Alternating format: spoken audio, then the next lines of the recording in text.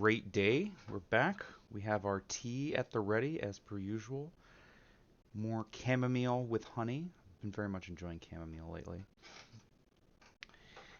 And today we're going to be doing something a little different. I know today's Magic Day. We'll still be doing magic stuff, but we're going to be doing a deck review. We haven't done that in a little bit. Now, this is a deck sent to me by a friend of mine, someone who goes to the local game shop that I do, I should say. New to Magic, been playing for less than a year or something like that. So welcome. I can tell he's enjoying he's enjoying the game, and I'm glad for that. But obviously that means with deck building there's going to be some difficulties of just there are a lot of cards. How can you know the cards you need to know in such a short period? I don't know all the cards I need to know, and I've been playing for a long time. So, you asked me for some help. Now, we did say to be brutal with this and just completely tear it apart, but I have no intention of doing that. That's not the goal of these. I just want to help you improve your deck, give suggestions, give ideas, access to a little bit of my insight, so you're not doing this alone. Games are, multiplayer, even in a deck building stage, it can be collaborative. There's a community aspect to them. I'm just trying to help. I'm not going to be tearing this apart. Instead, what I'll be doing is, giving my opinion on what things work, what ideas work, or at least make sense to me, I guess is a better way of putting it. Well, what ideas make sense to me, what ideas come to mind that could be helpful that maybe you hadn't considered, maybe you don't know about, whatever. And, just try to make improvements on the deck. Through collaboration, we should hopefully come out the other end with something more effective, or at the very least more fun. Now there is an aspect to the game where if you just lose every game because you can't do anything, how much fun are you really having? So making a deck able to, how do I want to put this? Giving you a deck that has the potential, has the ability to allow you to navigate a game and to make interesting decisions and have fun. That's what we want to get to, and usually it needs to be a little bit stronger. You can't just pack your deck full of, 2 mana, 2/1s and expect that to work, or to have any fun whatsoever. So we're gonna try to aim for something that you can play and feel good about playing. So the deck in question, if I'm not mistaken, began as a precon deck. That's not a problem, right? We're gonna. It's been changed a lot since then, and we're gonna change it some more. And it is built around the card. I should show you the thing at this point. Built around the commander, Alela, Cunning, Conqueror. So this is 2 blue-black, 2/4 flying. When you cast your first spell during each opponent's turn, create a 1/1 black fairy rogue creature token with flying. Incidentally, this is the same creature token that Bitter Blossom makes. Not that that's like super relevant, but we can at the very least go, all right, things that work with Bitter Blossom should work with this. And whenever one or more fairies you control deal combat damage to a player, goad target creature that player controls. I've played against this deck a couple of times, so I also have a little bit of insight about some aspects of this card that I wouldn't have noticed at first glance. So for one, it's only your first spell on an opponent's turn, not any subsequent ones. So ideally, you want to be casting one spell per opponent's turn to get maximum value. What that means, of course, is that we want a huge number of instants, which I already see in the deck list. 34 instants is probably in the realm of how many you want. And just things with flash. And a huge number of them we want to be castable irrespective of what's going on. What I mean by that is, while counterspells are really good, and you should have them in a deck like this, and there are counterspells, if your opponent just doesn't really do anything and passes the turn, maybe they're playing a control deck, maybe they're saving their mana for abilities, whatever else, you want to have something that you're able to cast just to get your fairy. Now, you don't want to just burn a bounce spell on something like that. You don't want to cast Boomerang and bounce one of their lands. It's kind of a waste. But, something like Consider or Opt, which I know are also in here. very, very good. Just like do a thing, just so you can use our mana. And I know a lot of these ideas, the person who built this deck already considered because a lot of these are already going on here. This is just to like get everyone on the same page. The other aspect that is important is that it's just whenever one or more fairies connect, you get to goad one thing. What that means is it doesn't matter how many things you hit an opponent with, you goad one creature. This is really limiting, and I think a little bit of a weakness of the deck, but if it goaded per creature that hit, that would be way too good, so I understand it. Uh, you have to be kind of choosy about what it is that you goad. In my experience, the pilot is pretty good at picking the right thing to goad from each player, and pretty good at trying to just get them through. Um, so just like something to keep in mind. Past that, what's important to note is that this doesn't actually have to be a fairy tribal card. Now it can be, and there's nothing wrong about building fairy tribal with this, but there's nothing that's really necessary in this card's design for playing fairy tribal. Sure, it's whenever one or more fairies connect, but it's you only really need one to connect per player, so you figure about 3, and she makes a bunch of them, ideally 3 a turn, though 3 a turn is very optimistic. You probably won't get 3 a turn, even in the best of cases. So you could do fairy tribal stuff, but you don't necessarily have to. And what that means is that some number of cards that are just, gestures vaguely fairy things are probably actually not as important as they might initially look. That said, there are some fairy things that are really good because you have a commander that's just pumping out fairy tokens. There are some things in this regard that I know are already in the deck, so things like Una's Blackguard, which is actually a Rogue Matters card, is really good in this deck, and I know it's already in here. Scion of Una, I didn't know was in here, but yeah, it's another good option. Just there are some things that are like, okay, you don't have to be fairy tribal completely, but there are fairy synergy cards that work really well with Alela anyway, just because she makes fairies. It's kind of this gray area of you don't have to be fully committed to the bit as far as the tribal deck is concerned, but there are some aspects of the tribal deck that are really good. And what's important to note about that, and the reason why I'm bringing that up, is tribal decks have, as part of just part of how they work, a very linear deck building strategy. You just want as many of the things that work with the thing as possible, right? As many things that say your fairies get better, as many things that buff your flyers, whatever. A better example would be something like zombies. You just want every card that makes your zombies better, right? You're never gonna, if they print another zombie lord, you're putting in another zombie lord. Merfolk are probably an even better example of that. And what that can be kind of constraining on deck space, and it's important to note for this because that constraint on deck space is going to step on the toes of what Alela's actually trying to do. If there are fairies that somewhat synergize but don't have flash, that's kind of a cost. I don't know how much of that is in here. These are just my initial thoughts, and then we'll go card by card and we'll try to see what's going on. Okay, so we have Anawan the Ruin Thief. 2 blue-black, 2/4.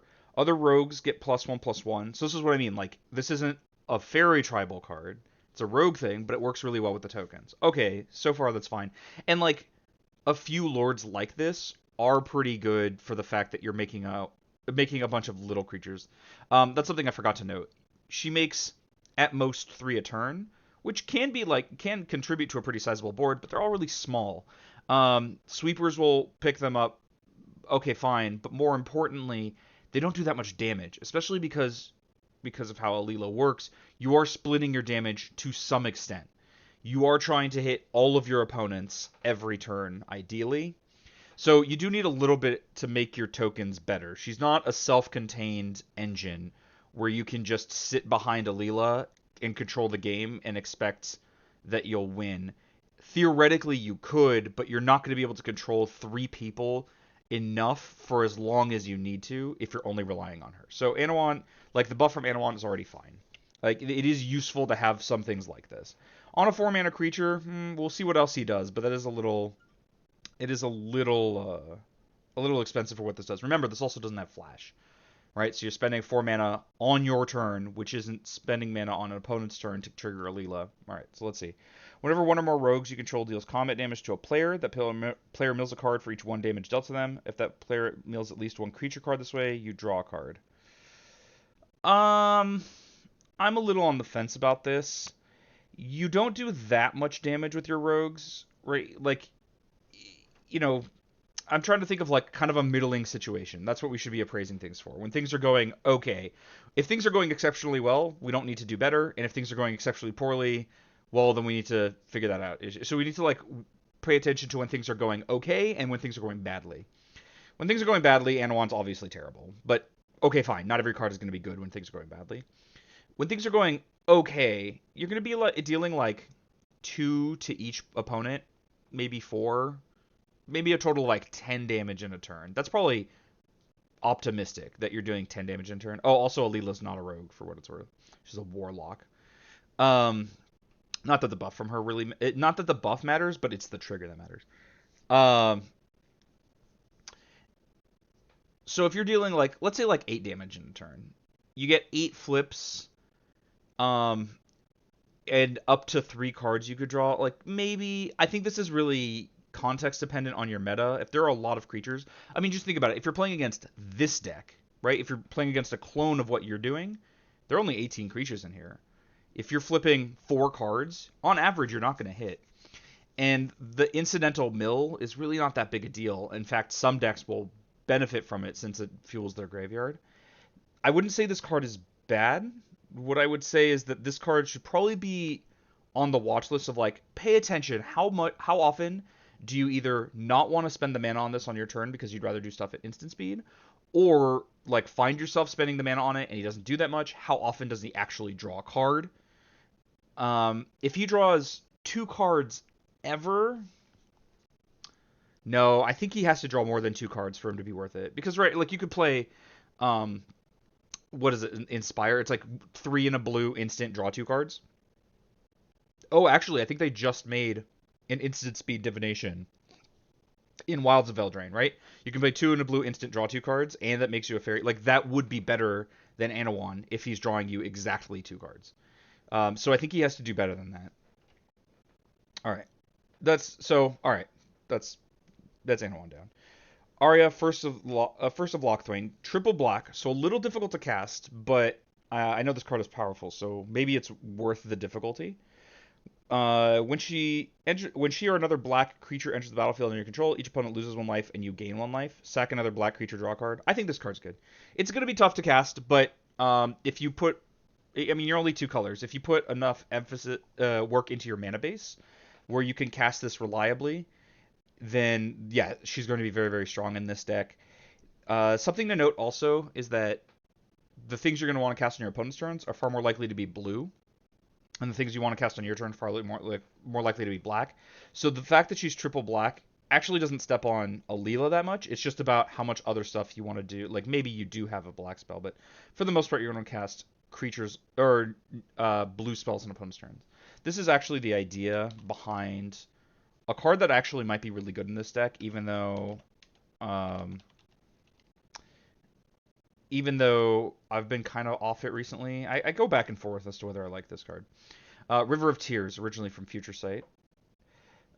It taps for a blue. It comes in untapped, which is nice. Adds a blue, but if you played a land this turn, it adds a black instead. So what's cool about this, and like this is why it was played when it was in Standard, is you can play it and then cast your Thoughtseize off of it. And then if you don't cast your Thoughtseize off of it, you can cast your Counterspell off of it. And so like the turn you play it, it doesn't make blue, which sometimes can be a problem, but most of the time I don't think it will. I think if there is a deck where this card is still good, it's probably Alela, and I think I have a copy. So if you remind me, the person whose deck this is, if you remind me, I can just hand it to you. It's not an expensive card or anything. But that is in line with how Ayara is going to work. You're going to cast your sorcery speed black spells and your instant speed blue spells.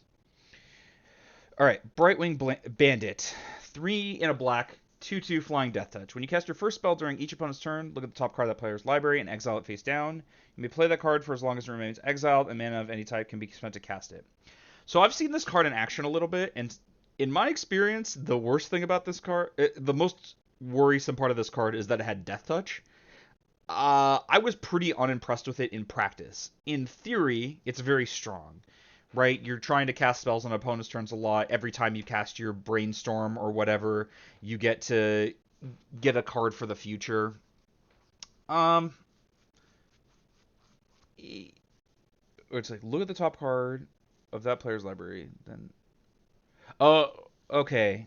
It's interesting that doesn't let you look at it for as long as it's. But okay, you're still allowed to. This probably gets better the more we improve the abilities deck to function the way we want it to. So this is probably a card that was unimpressive because of context, but will get better as the deck improves.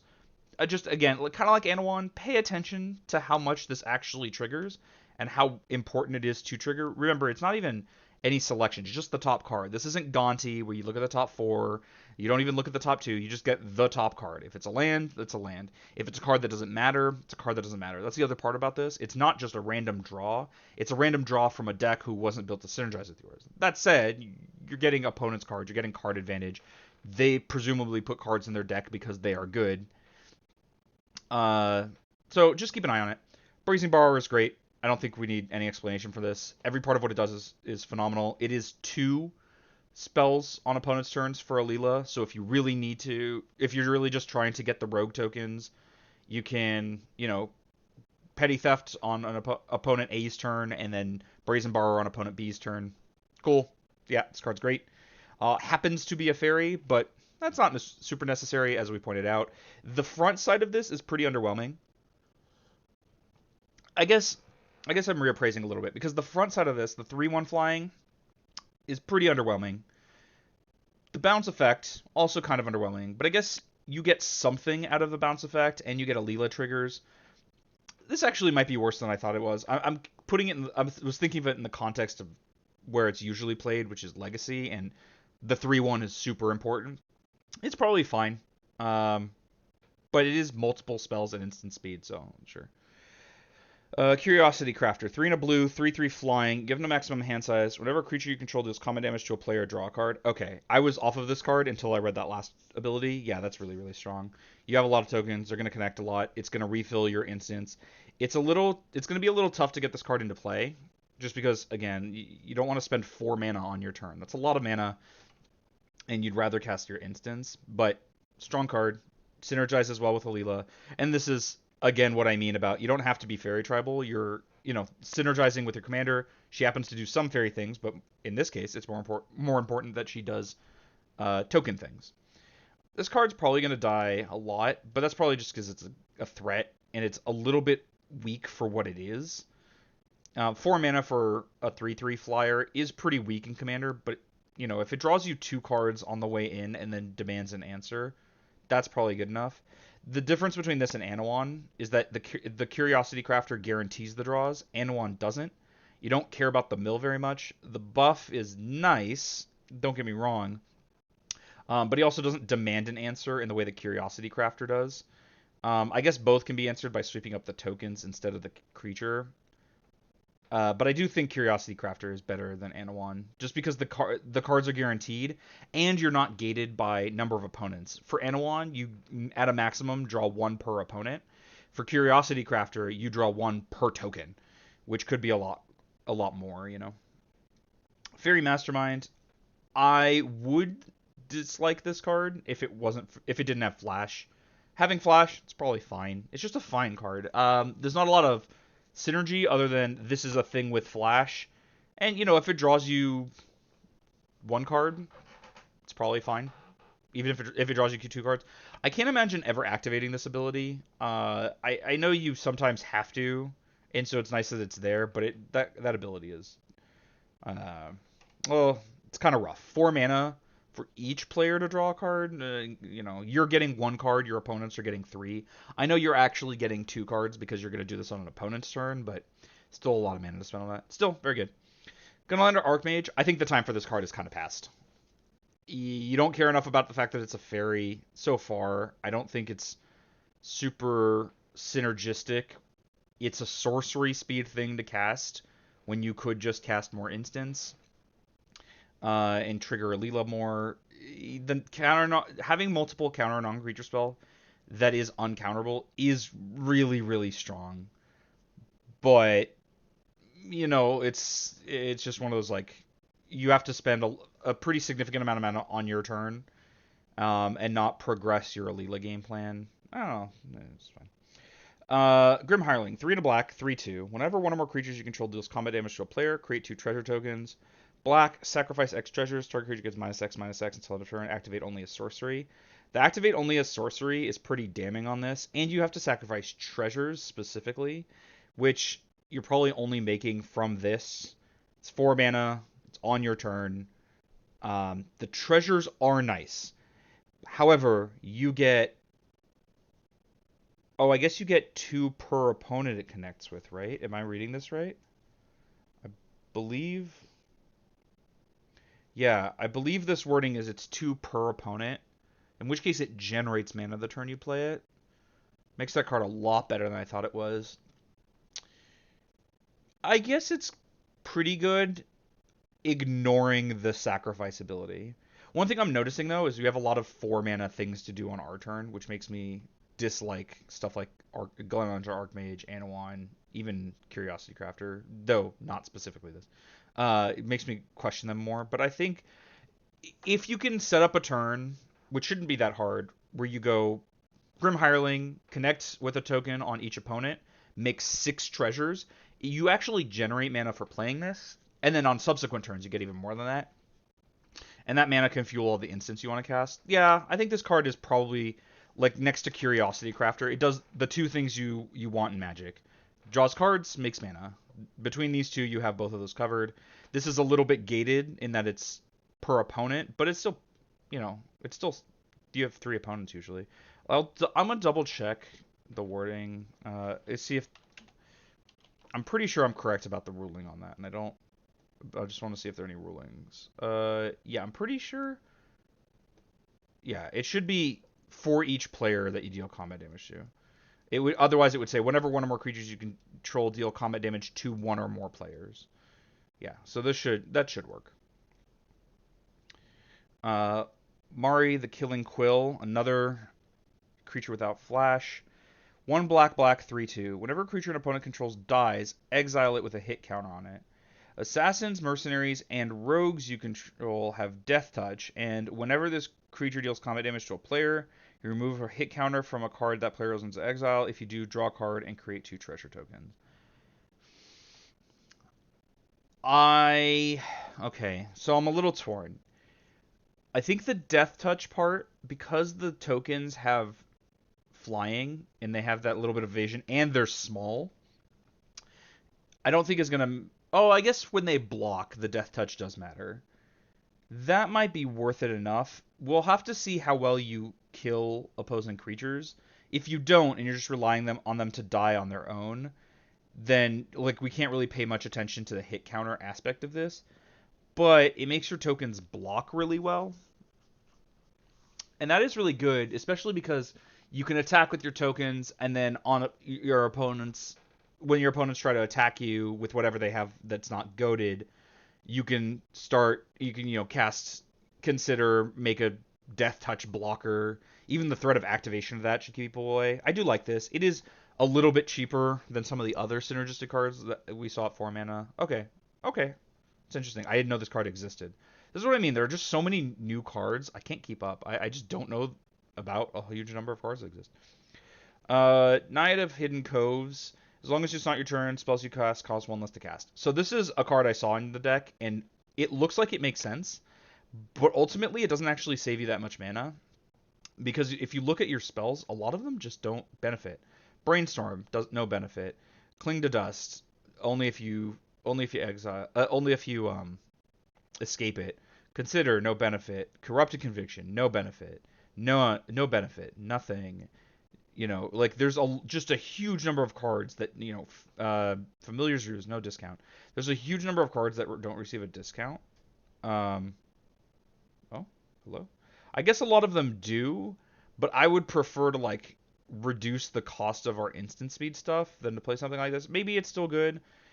If this saves you, I guess it would have to save you 2 mana the turn you play it, and like a little bit after that. Remember, it's also costing you a card is the problem.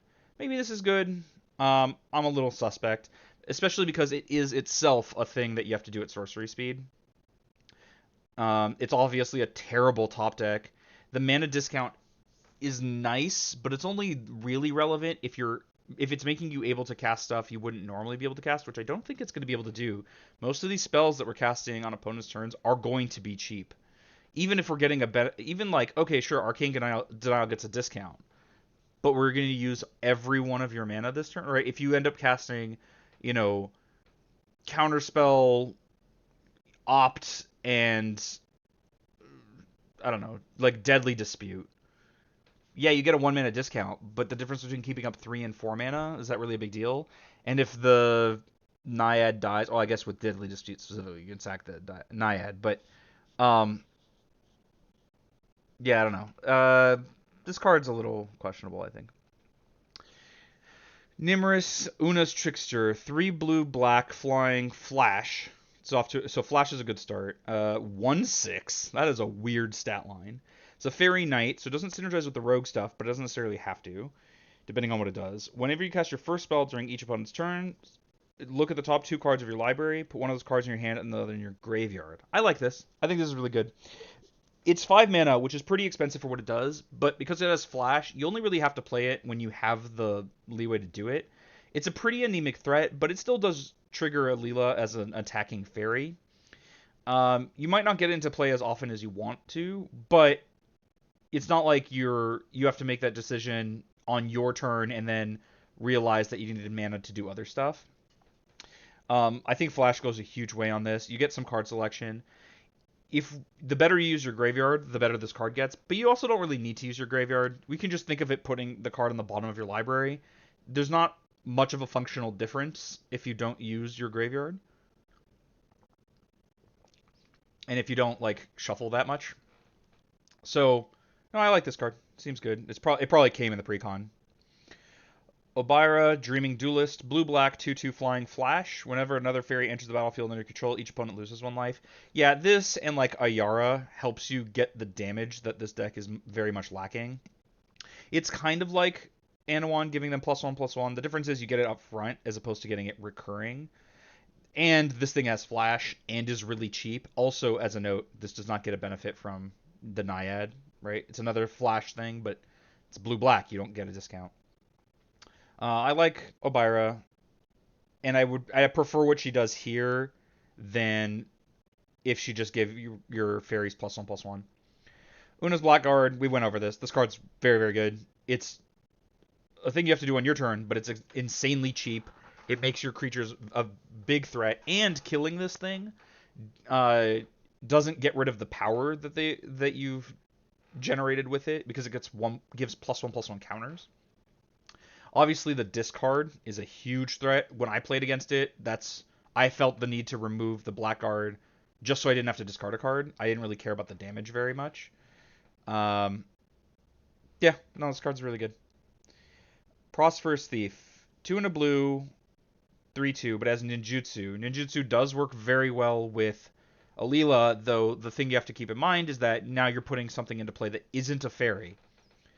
So you're not getting the Alela combat trigger unless you point multiple creatures at that player, or maybe it's worth giving it up. But what does this do? Whenever one or more ninja or rogue creatures you control deals combat damage to a player, create a treasure token. That's probably fine. That's probably okay. I'm gonna take a note. I'm gonna have a few notes here that I'll need to keep track of. Where's my notepad? There it is. On things we're going to want to look into in the future. So I'm going to take a note that we're going to want to look at ninjas, especially fairy ninjas. I don't know if there are any, but we'll look. Because ninjas do work really well with this glut of evasive tokens. And there are some creatures that you probably wouldn't mind picking back up. like Brazen Borrower picking up, you get Petty Theft again. That's pretty cool. Um, we haven't seen that much else that you like returning to your hand, but it doesn't matter. You have a million tokens. Scion of Una, phenomenal. The big thing about this card is Flash and Shroud. It protects your commander.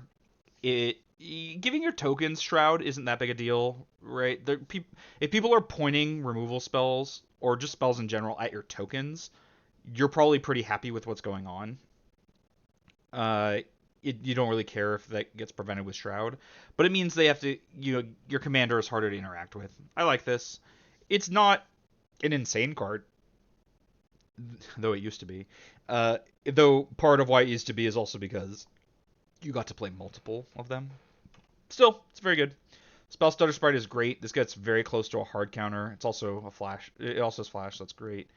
There was something I wanted to remind myself of, and I'm blanking on it now. Scion of Una reminded me of something. Oh, yeah, probably card's probably not good.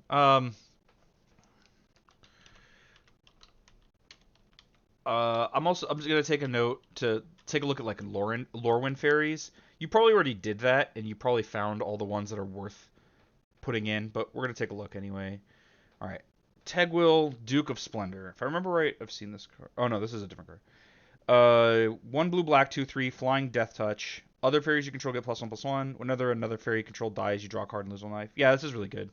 My expectation is that your tokens aren't gonna die very much, except by sweepers. But if a sweeper means you draw like 6 cards, that's pretty good for you. This is also pretty cheap to get into play and keep mana up for your instance. And having Death Touch is nice. The Death Touch is a little deceptive because on the one hand, yes, it makes it harder for people to attack you with monsters, but I think most people would be happy for you to trade off your card advantage engine for their big thing. So the Death Touch is like just kind of nice. Okay, I thought I saw a horsefish in here. Horsefish! But this is not the horsefish I thought it was. Alright.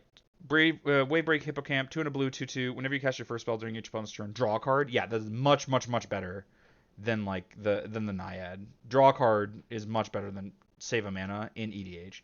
Or especially in the like power level that we're likely to encounter. Alright, sorceries. Only 2 sorceries. That's probably good. You probably don't want a lot of these. Distant Melody, choose a creature type, draw a card for each permanent you control of that type. Oh, I remember playing this card. I missed this card. It's really, it's 4 mana, and it's sorcery, but if this card says draw 5, draw 6, that is really strong. And it's only one of 2 sorceries, that's fine.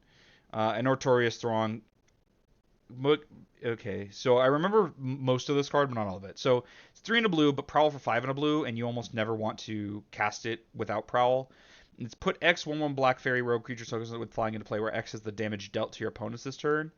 And then if it was Prowl's cost was paid, you take an extra turn. This synergizes well. Taking another note about things to look into. The thing is, like, how much damage you're gonna do to your opponents, like, 3, 4, 5. That said, Time Walk plus make 5 creatures for 6 mana is worth it.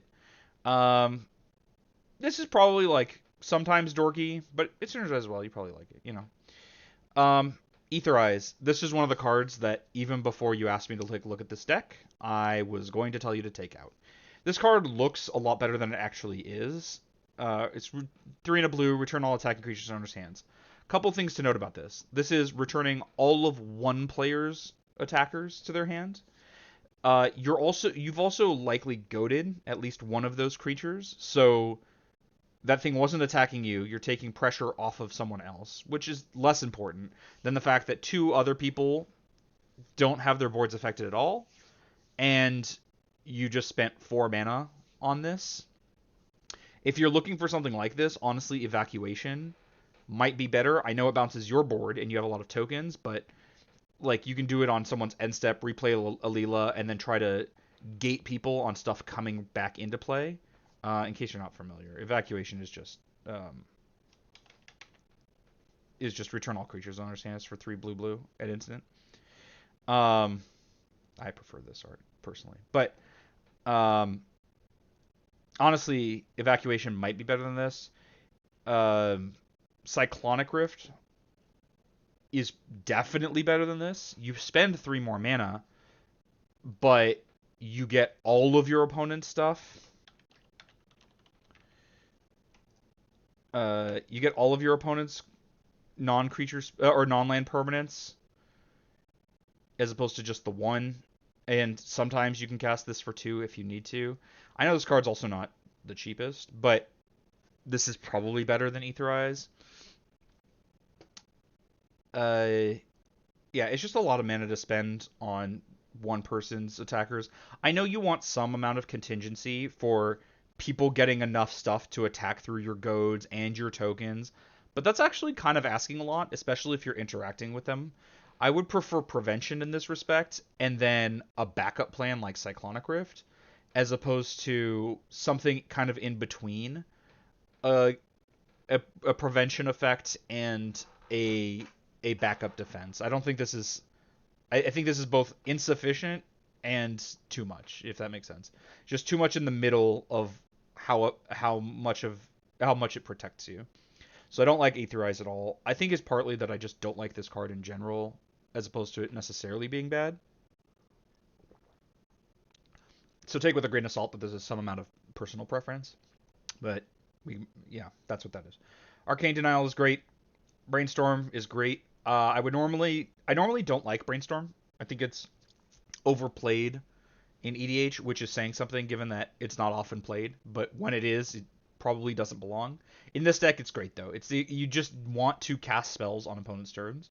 But noting that you have this, you want a lot of shuffle effects. The thing is, like, I know you're new to the game, so I just want the reason why Brainstorm is so good in Eternal formats is that you'll cast Brainstorm, draw 3, put the 2 cards in your hand that don't do anything back, and then you crack a fetch land, shuffle away those 2 cards. It feels very close to draw 3 when you don't brain lock yourself. If you don't have to actually draw through those cards again.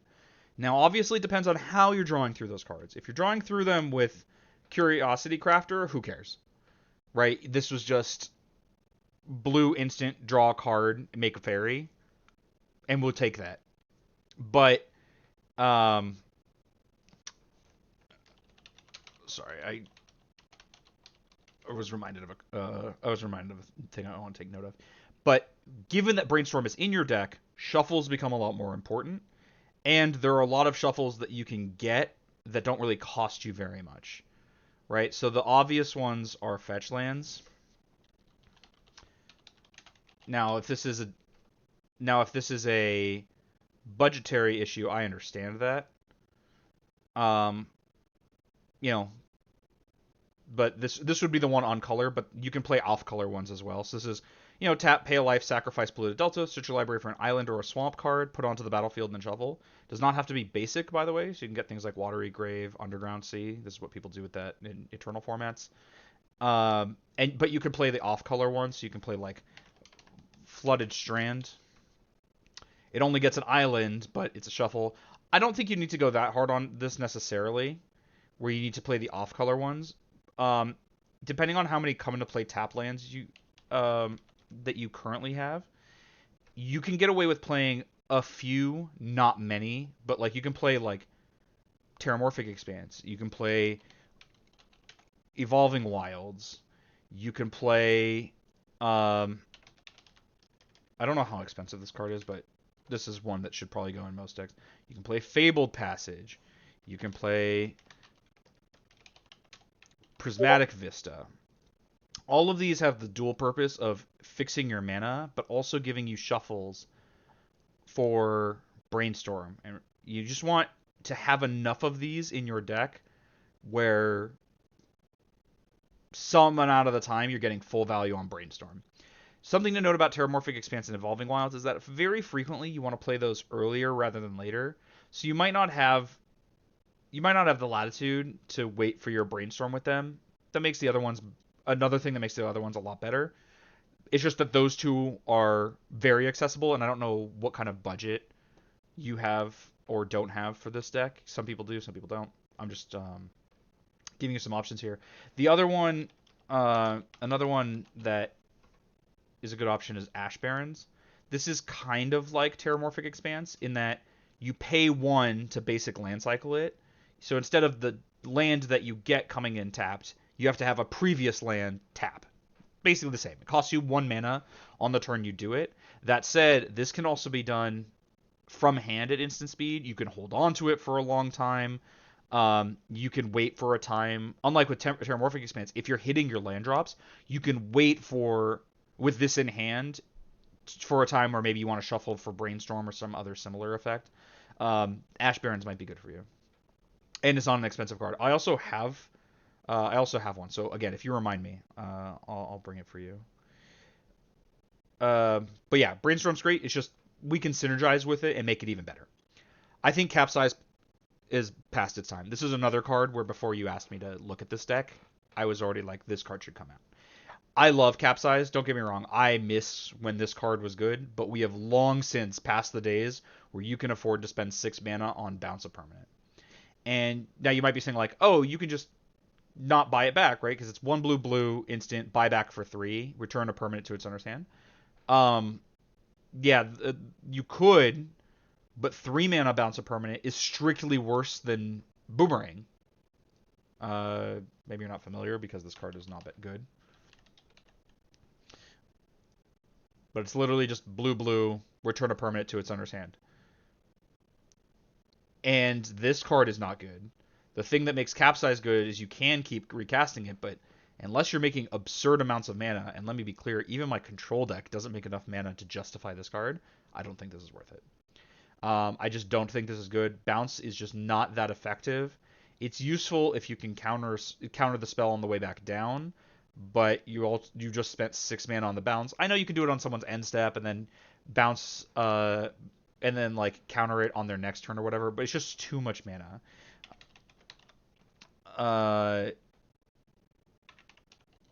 I'm taking some notes. I'm gonna get to my card suggestions after. I'm just taking a lot of notes on what those will be as I'm reminded here. Clean to Dust I actually don't hate. This gives you some amount of graveyard hate, which, you know, it's useful to have. This being targeted is a little less effective than something more potent like Bojuka Bog, which you have. I see that here. But the trade-off, of course, is that this is an instant, so you can surprise someone with it if they're trying to reanimate a specific thing, or if they need a specific effect at a specific time, you can get rid of that. It's also an instant to trigger Alela. It also draws you a card if you're targeting a non-creature. It also has escape, and you don't really use your graveyard. It's great. I do like this. This is the kind of thing I would not have expected. I would not have thought of, but it's really, really good. It's also a card you can just cast when your opponent doesn't present you anything that you need to do. Like it's kind of like a Brainstorm, right? You can just cast this on an opponent's turn just to do something, just to get a token. It's very, very cheap. It's use of black mana on an opponent's turn, which most of the time you're going to have use for blue mana. And if you have a lot of basics, like I see here, you're not always going to have the right mana. I have seen you have mana problems in this deck. So, no, I like Cling to Dust. Similarly, I like Consider. Consider's very good. Nothing really to say about that. There's not really... I guess the one thing to say is, unlike stuff like Brainstorm and similar effects, there's not really a way to get more value out of this by synergizing. So it's just a solid card. It replaces itself. It makes a token. Great. Corrupted Conviction. As additional cost to cast this, sack a creature, draw 2 cards. I'm actually a little surprised this card exists. But yeah, that card's really good. You do make a lot of creatures. Obviously, you can't... obviously, you can't... Oh, that's not the card. No, what's the card? Was it Village Rights?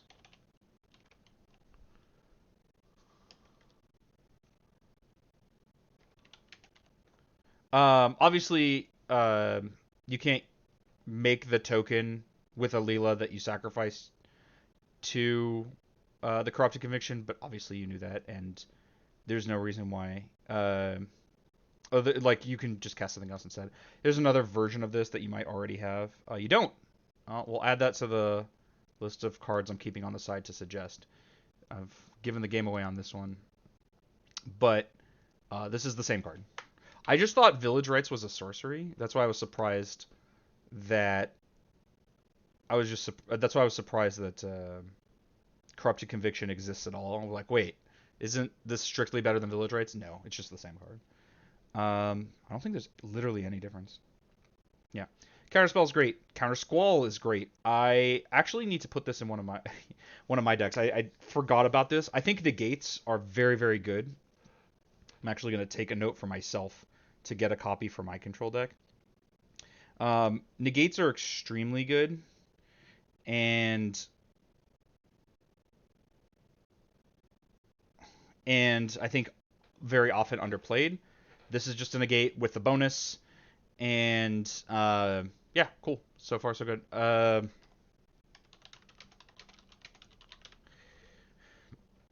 Curate, you can probably do better. This is effectively Surveil 2 draw card. I think it's actually been eroded to be Surveil 2 now that they've given up the trying to make Surveil not like a trying to give they've given up on making Surveil a set mechanic. One to blue, look at the top two cards of your library, put any number in the graveyard and the rest back on top, draw a card. It's probably okay. We're going to try to do better than Curate.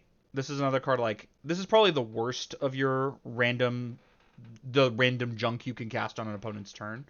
We're going to try to do better, and if we have too many things, if I make too many suggestions, or you come up with too many other cards that you might want to play and can't find cuts, this should probably be on the list of things that you're willing to get rid of. Deadly Dispute is great. It's just Village Rites, but you pay the mana, you pay an extra mana to save that mana for later, is effectively how it works with the treasure. Yeah, it's great. Urtai Scorn, I don't like this. You can probably do better than 3 mana counter spells. I know it can be 2 mana if an opponent casts 2 or more spells in a turn, but I don't know how often that's going to happen. I guess pay attention to how often you're casting this for 2 mana. And frequently, like, people don't... I mean, sometimes people play around counter magic, but not that often. I don't know. It's okay. Just keep an eye on it. I would be hesitant to put this card in any of my decks. And in fact, once I go through this, I'll go through my control deck and see if there are any counters or instants that I think are good ideas for you. Fairy Trickery. I used to love this card, but sadly, I think the time for this one has passed as well.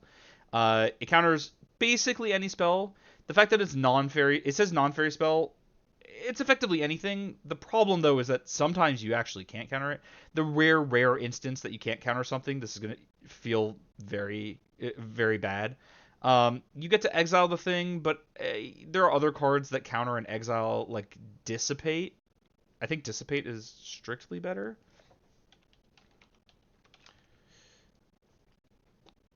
The only difference is that Fairy Trickery has tribal synergies, but I so far haven't seen literally anything that would give you any tribal synergies with this. Maybe you want it in here just because, like, well, I want to have fairy stuff in here, and you like it, and if it's like a pet card, then I'm not going to fight you on it. Like, I have pet cards in my decks, and this isn't the worst pet card to have by any means.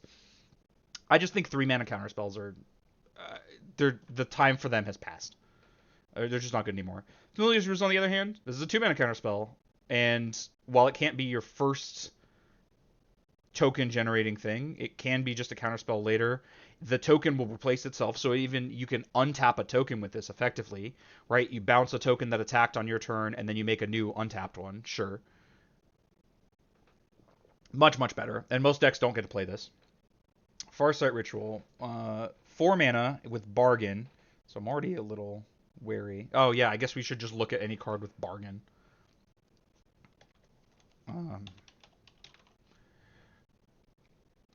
Farsight. Look at the top 4 cards of your library. If the spell was Bargain, look at the top 8 cards instead. Put 2 in your hand, and the rest in the bottom in a random order.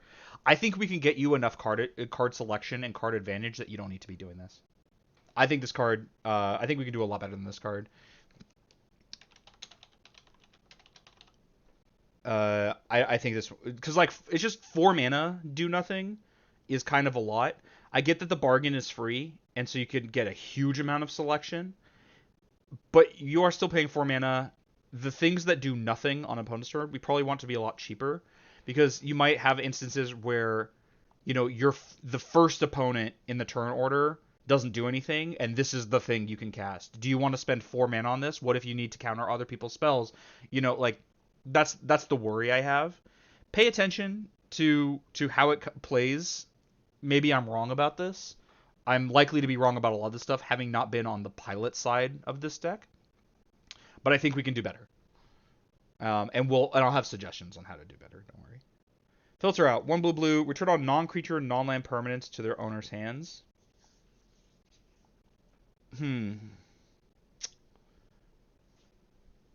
I think you're gonna want to monitor this.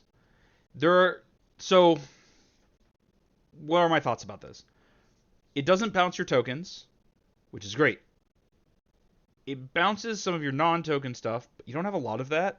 At the same time, you might want to add more mana rocks just to be able to function well. Bounces all your treasures, which I know you don't have a lot of those, but imagine how bad it would feel to have been like going off with Grim Hireling and needing to filter out. I think the fact that it doesn't bounce creatures is often going to be a negative. The things that you're going to want to bounce are often going to be creatures. I don't know. It can disrupt stuff that is really hard for you to deal with otherwise, and that's what's making me maybe like it. Blue black is pretty bad at dealing with artifacts and enchantments once they're on the table. So the fact that this picks them all up, it's not nothing. I'm a little skeptical about this. I would have to see it work well several times before I'm comfortable with it. When I saw it played, I did see you cast this once. In that instance, it did help delay the game a bit, but it didn't really solve the problems. Now that in combination with good counter magic can solve some of these problems.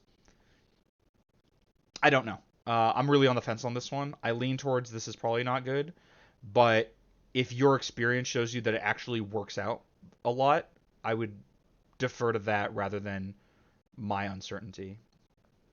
Frantic Search, I don't think is a good card. I get that you get your mana back and it doesn't really cost you anything, and but you're down a card, and we don't have that much in the way of card advantage. I just don't like it very much. We can probably do something better than this. I mean, I'd honestly rather cast the 3 mana instant draw 2 cards than Frantic Search. We can find a time where we can spend 3 mana. Being free probably isn't worth the card. Go for the Throat. I'm a little on the fence about. Removal is kind of important, and you're in colors that struggle with spot removal, at least in an efficient way. White gets Swords to Plowshares and Path to Exile. You don't get that in these colors. And while I think spot removal is not very good, you do need a little bit of it. You need some way of interacting with the board. Maybe we can think of better ways. I don't like cards like this. The reason being, in case you haven't heard me talk about this before, is you have 3 opponents. At some level, you need to kill all of them. Now people hit each other and they interact with each other, and it's not as clean as you are playing against 3 players all at once, but you might have to do that, and at some level you are doing that. So when you spend 1 card, go for the Throat, to destroy 1 creature, whatever that creature is, you've lost a card, and your collective opponents have lost 1 card between 3 of them, effectively a third of a card. It's card disadvantage, even though it doesn't look like it. You do need some amount of this. I play Swords to Plowshares and Path to Exile in my white decks because you do need to be able to get rid of specific stuff. The difference is those are 1 mana. 1 and 2 mana, it's not that big a difference. And those exile, which is a huge deal. So I'm on the fence with this. I can't think offhand of better removal is the problem. I don't feel comfortable just saying take it out because it's bad, without suggesting something that solves the problem in its place, and I just cannot think of anything. So we'll try to find something, but for the moment I'm drawing a little bit of a blank. Something to note also is that because of how your deck works, especially if we can make more of these threats flash, you can probably play sweepers. You can probably play Damnation. And just like, if you have Damnation in hand, just don't run Alela out on turn 4. And if you already have Alela in play, just don't play that many other creatures. We can recast our commander. That's very doable. Um, and we don't care about the tokens that much. So you can probably play Wrath effects. Okay, so let's see. So yeah, we'll keep trying to think about solutions to the removal problem, because I think it is a real problem. In Infernal Grasp, I like a little bit better. Non-artifact is not super important, but like, all right, at least it's, at least it's unconditional. Destroy target creature. I like this. Yeah, lose 2 life is not a big deal. Mystical Teachings. So I missed this card. I didn't get. I wish I played competitive standard when this deck was running around. I feel like I would love this deck. That's just the kind of terrible person I am. 3 and a blue, instant. Search your library for an instant or a card with flash. Reveal it, put it in your hand, then shuffle, and it's flashback for 5 and a black. This is very good if you're casting it at the end of opponent C's turn, right? We're going to talk about the person who goes after you is opponent A, after that is opponent B, and the person before your turn is opponent C. If you cast this at the end of opponent C's turn, that's really, really good. If you don't, this is a lot of... It has the Farsight Ritual problem, but worse because it's more mana intensive. The flashback is really nice, but that you basically cannot cast on anyone's turn but opponent C's. I guess the next question is also, what are you getting with this? You can get random counter magic. I think a lot of your instants are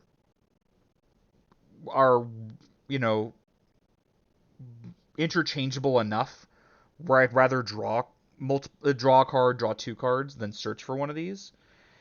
I don't think any of your flash stuff is that important.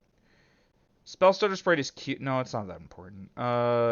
Scion of Una. Is that worth searching for? I don't think so. Nimrus is definitely not worth searching for. It's just too much mana. Definitely not worth searching for. I don't think any of your cards with flash are worth searching for. And so far I haven't seen any instants that are worth searching for. If you have something that's like a really key synergistic card that this can find, maybe it's worth it.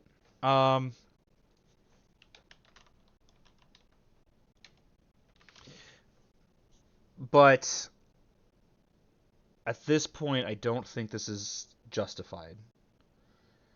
Negate is great. I love this card. Underplayed. Same thing with a bunch of other random counter magic.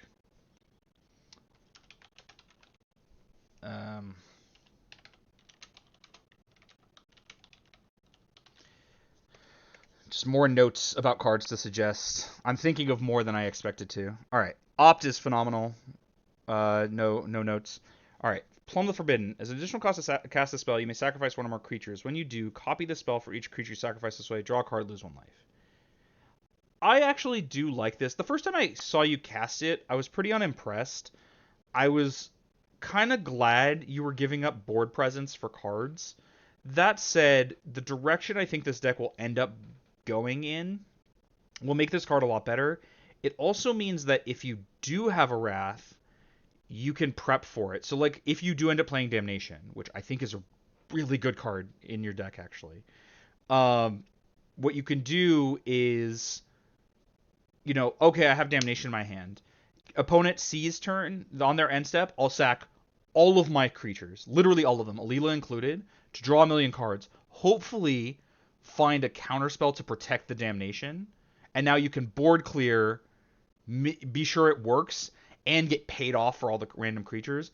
That said, even if you're casting this like sack 3 tokens, draw 4 cards, lose 4 life, and like they're just random tokens, I think this does deserve its place. I think this is good. I think this is better than it initially looked to me. Partly because I remember seeing this in Limited and just being like, this card's kind of a trap. But no, I think this is good. Even though it is a little costly. One thing to note about this is we've now seen a couple of cards that cost you life. They don't cost you a lot of life. This one does, but not tons. We should be keeping an eye on, like, is there any way of gaining life? I can't think of anything, but maybe we can find something. Rapid hybridization actually might be the solution to the removal problem that we found with Go for the Throat. Um, there is another version of this, and I'll add that to the suggestion list. But like, it's 1 mana. A 3/3 is a creature you mostly don't care about. That's probably fine. And then Reality Shift is premium removal in these colors. I think between these two and Pongify, the other rapid hybridization, you can probably get rid of stuff like Go for the Throat and Infernal Grasp. Um, I would prefer, obviously, if rapid hybridization didn't was like Exile or something like that. But I'd rather pay 1 mana and blue mana. Notably, having blue mana on an opponent's turn we expect to be easier than black mana on an opponent's turn. Um, and we don't really need to be paying life. I'd rather give them a 3/3 than pay 2 life in a way, because like the tokens can block the 3/3 or can go to the 3/3 if we're really worried about it, or even triple block the 3/3. So I'd rather save a mana.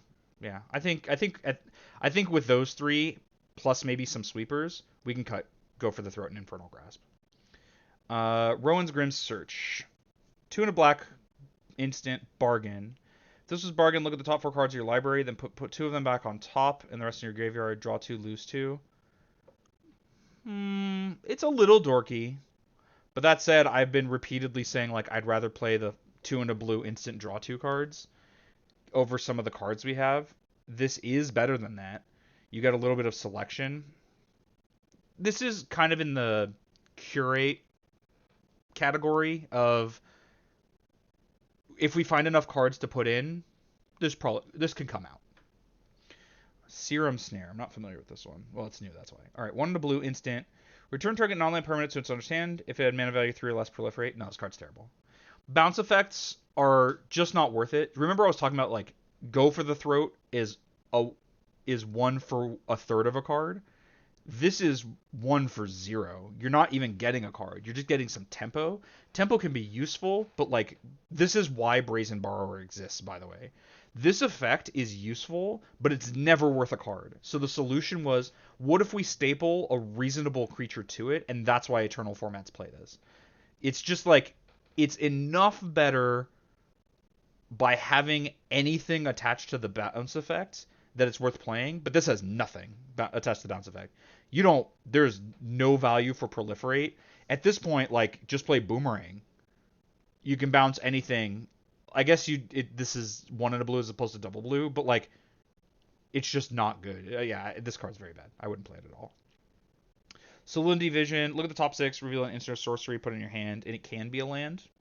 This is probably okay. If you're thinking of this as a land, then that's fine. Sure. Okay. Siphon Insight. I like this. Oh, it's a little... again, it has that problem of, like, your opponent's spells are not going to synergize very well with you.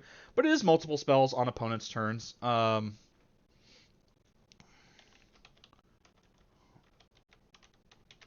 just had another thought of things to look into. Yeah, it's probably okay. I would put this in, like, the best of the curate type cards of, like, this is card advantage. It's multiple flash spells, but it's not that good. And if we can do better, we can cut this. It's not an absurd card.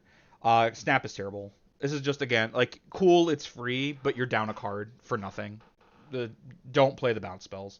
If you're gonna play bounce spells, we were even talking about, like, if you can play Damnation, you can play Evacuation, and I'm sure there are other mass bounce effects, but, like, yeah, I don't like this at all. The other, by the way, Cyclonic Rift, another thing that it can also be a targeted bounce spell if you need it to be, but it is much, much better than that if you can get to casting it for 7.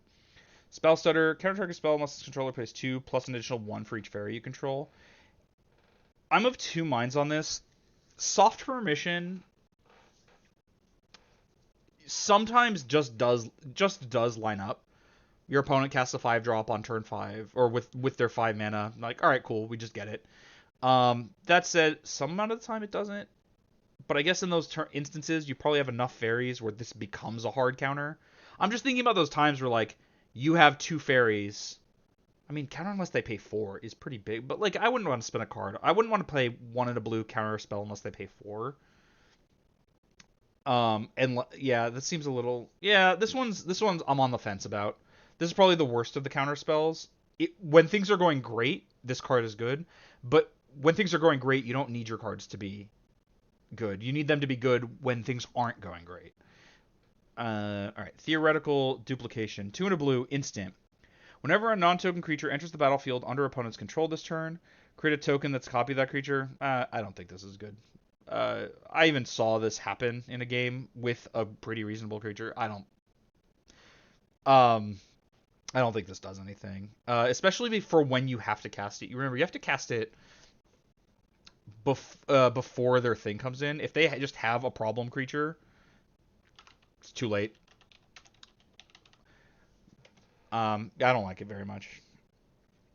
Thought Scour is fine. Something to note about this is the more you start to use your graveyard, the more you should probably mill yourself. And in fact, in general, you should probably mill yourself. A lot of decks have some mechanism of recursion, just because, sometimes you need to get your important cards back, or like the graveyard is a resource that you can use. It's actually a little bit dangerous to target other players, which I know you do because you targeted me. That said, I didn't care about the mill. I'm not like salty that I got milled for 2. It was just one of those, like, my deck happened not to use the graveyard very much. If I did, that was kind of risky. You don't use the graveyard much right now either. You can, and we might get to the point where you do. But other decks often do, and you might fuel something that they're up to. It's just safer to point it at yourself. You don't like milling 2 is not that big a deal. I wish you didn't have to mill 2, right? But such as is, you just want more things to do. Unwind, I like a lot. Card's great. No notes. All right, let's take a look at the artifact mana. Arcane Signet, sure. Bitterthorn, I don't think this card is good at all. Even Sword of the Animist, I have a copy I can give to you, which would be better than this, but like, I think it's just a lot of mana to spend on your turn. You can get mana in other ways. One way is just like hit your land drops. We have 34 lands right now. That's slightly lower than I would advise playing, but you also have a lot of cantrips, so like maybe this is fine. Just pay attention to what your mana situation is. How often do you get mana screwed? But I don't think you need something like this. This is way expensive. Even Sword of the Animist, which is much cheaper, is too expensive for what this does. I'd rather just play more artifact mana. I'll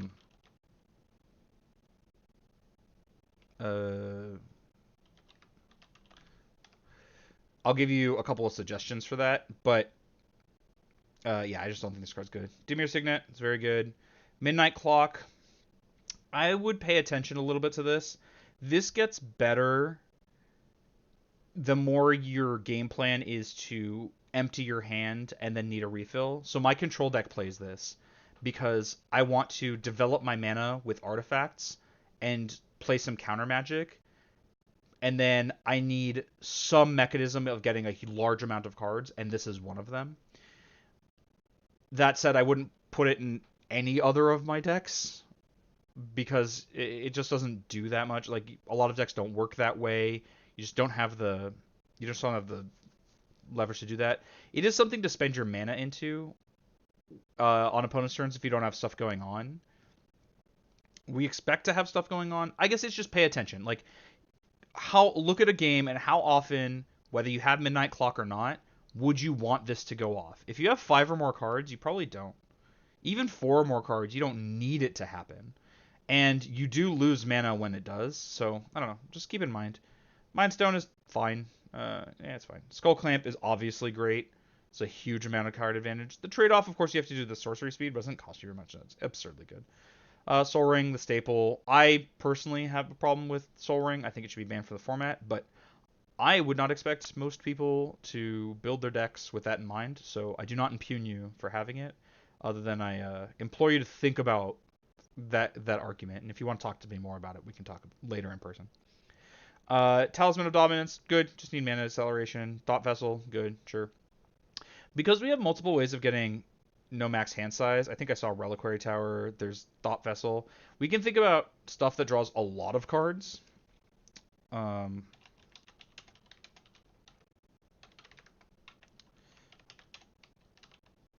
they're they're gonna be good for you anyway. I'm taking notes on about what some of those could be, and I think you already had some of those in mind. I'm surprised they're not in here. Bitter Blossom is probably less good than it looks. It makes a consistent source of creatures. It costs you a bunch of life, which is something to note. These colors are not very good at gaining life, at least not with this game plan. And sometimes you're just going to get pressured enough where the life is going to cost you. The random tokens are useful. We don't use them as well as I'd like to justify Bitter Blossom, but maybe it's good. Reconnaissance mission. Whenever a creature controls combat damage to a player, draw a card. Yeah, this is exactly the kind of card I was talking about to synergize with Thought Vessel. And like as a note, look how few artifacts and enchantments you have. This is one. This makes a lot of sense, right? These can't cast these with flash. Cool. That's like you shouldn't have that many. And what they are usually really good. Yeah, like I forgot why I was pointing this out, but this is like I think this was because of the creature thing. It's similar. Like probably don't have that many of them. So maybe the I guess maybe the where'd it go? What was the card? Maybe the filter out gets better for that reason. Because you just don't have that many things in play. That said, maybe you should have more artifact mana. I don't know. We'll consider it later. And then your lands, we definitely need to work on the mana base. This is way too many basics for a deck that has kind of strenuous mana requirements. Bajuka Bog is good. We can just count that as another swamp, sure. Choked Estuary, enters battlefield, reveal arrows. Okay, that's fine. We can do better than this, but that's fine. Command Tower is fine, but there's just too many basics. Reliquary Tower is good. Rivendell enters tapped unless you control a legend. That's not a big deal. Scry 2, activate only if you have a legend. It's basically free to play. It's just a like special island. Sunken Hollow is also fine. Okay, I'm just gonna throw out a bunch of suggestions, but I don't remember what the lands are called. Oh, actually, we can even go to well, all right. So in what is it? No, it was the most recent. Is it Midnight Hunt? No, it's not Midnight Hunt. Was it Midnight Hunt? I think it was in Midnight Hunt. There was a cycle of lands that are actually really good.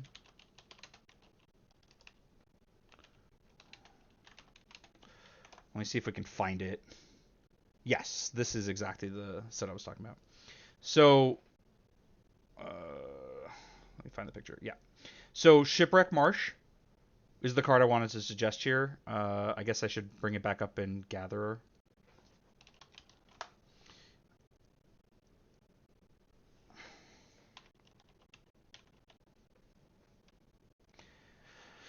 These lands are actually really, really good in this format in particular. Enters the battlefield tapped unless you control 2 or more other lands. It's easy. Just play it as your 3rd or later land. Super, super easy. In fact, I need to make a note because I think I need a copy of this.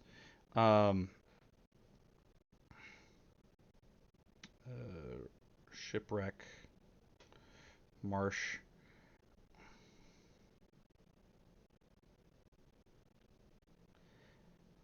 Sorry, I'm also that I'm getting ideas for my own decks is kind of detracting a little bit. But Shipwreck Marsh would be really good for you. There's also I think it's in was it Conspiracy? No, it was Battle Bond. Yes. Okay, Morphic Pool.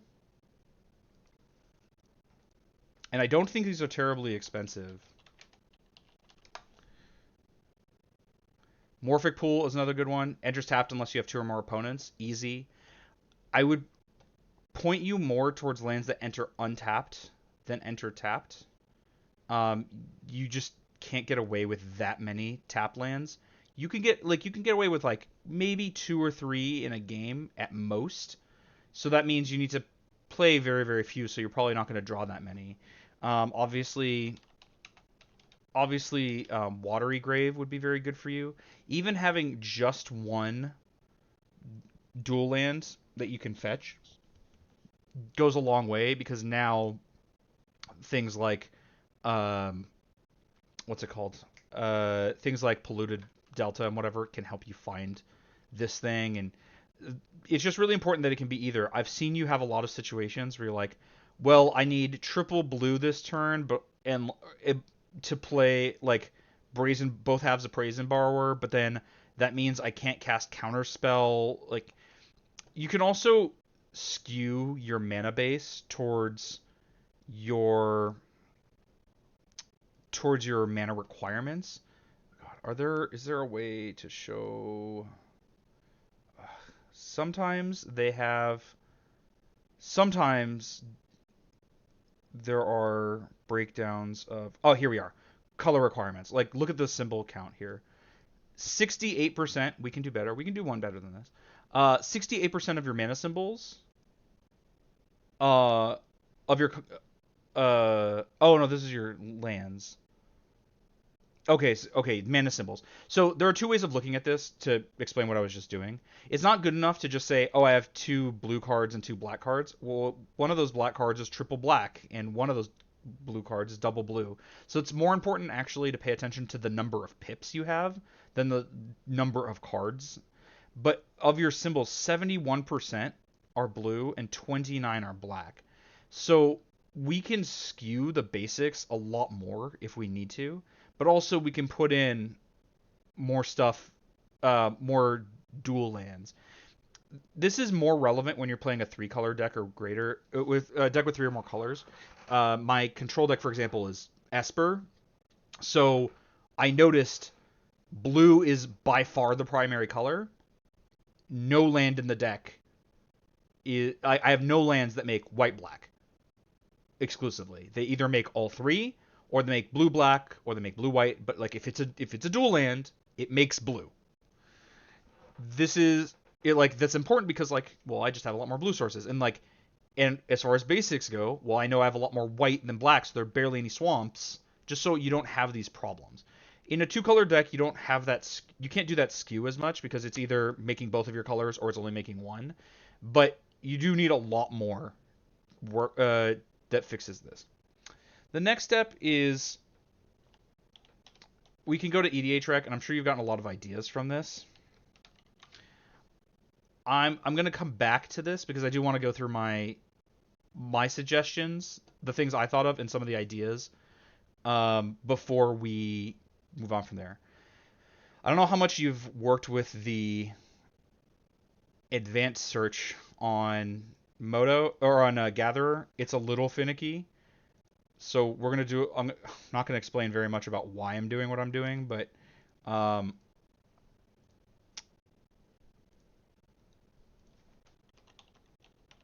okay. So I just want to see what cards have ninjutsu in these colors and what's useful. Some will be, some won't be. I just want to get an idea.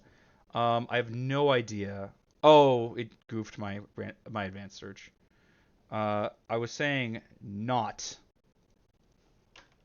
white, not red, not green, and ninjutsu.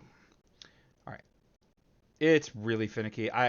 This needs some work. I don't think there's gonna be a lot that's useful here, but maybe there are. Maybe there's some stuff. Yeah, okay, let's see. I'm just gonna glance through these. I'm not gonna read them all out. I know what most of them do. Fallen Shinobi is cute. It's just like random card advantage, but we should probably focus on synergistic stuff rather than random good cards. All right, this is ninja only, not ninja or rogue like that other one had. This This makes illusions. If it made fairies, we might be interested. There'd be no reason for it to make fairies, but you know.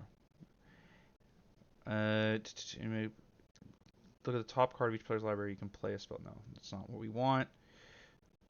Yeah, it's pretty unlikely we're going to find anything here. You probably found the only ninja that's useful. I do like the Prosperous Thief enough. It only make...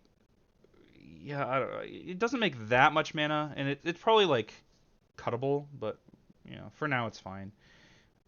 Obviously, we don't want a lot of this random stuff. Oh, maybe I should be using Scryfall, since Scryfall is a lot more useful in this way. Alright, and then we can do ID Dimir. We already went through the ninjas, so that's fine. I just want to... So, I'm going to leave you to like look at the fairies from Lorwyn on your own. It's broad enough where I don't want to figure out how to do that. Alright, let's look at some of the other ideas. Things with Prowl. Okay, well... I don't want things with Prowler. Okay, I think we got it. Let's see. This doesn't do anything. Earwig Squad is not good. What is it? Enigma Thief enters the battlefield. For each opponent, return up to one non-land permanent they control their owner's hand. That's probably not good. Knowledge Exploitation. It's probably not good.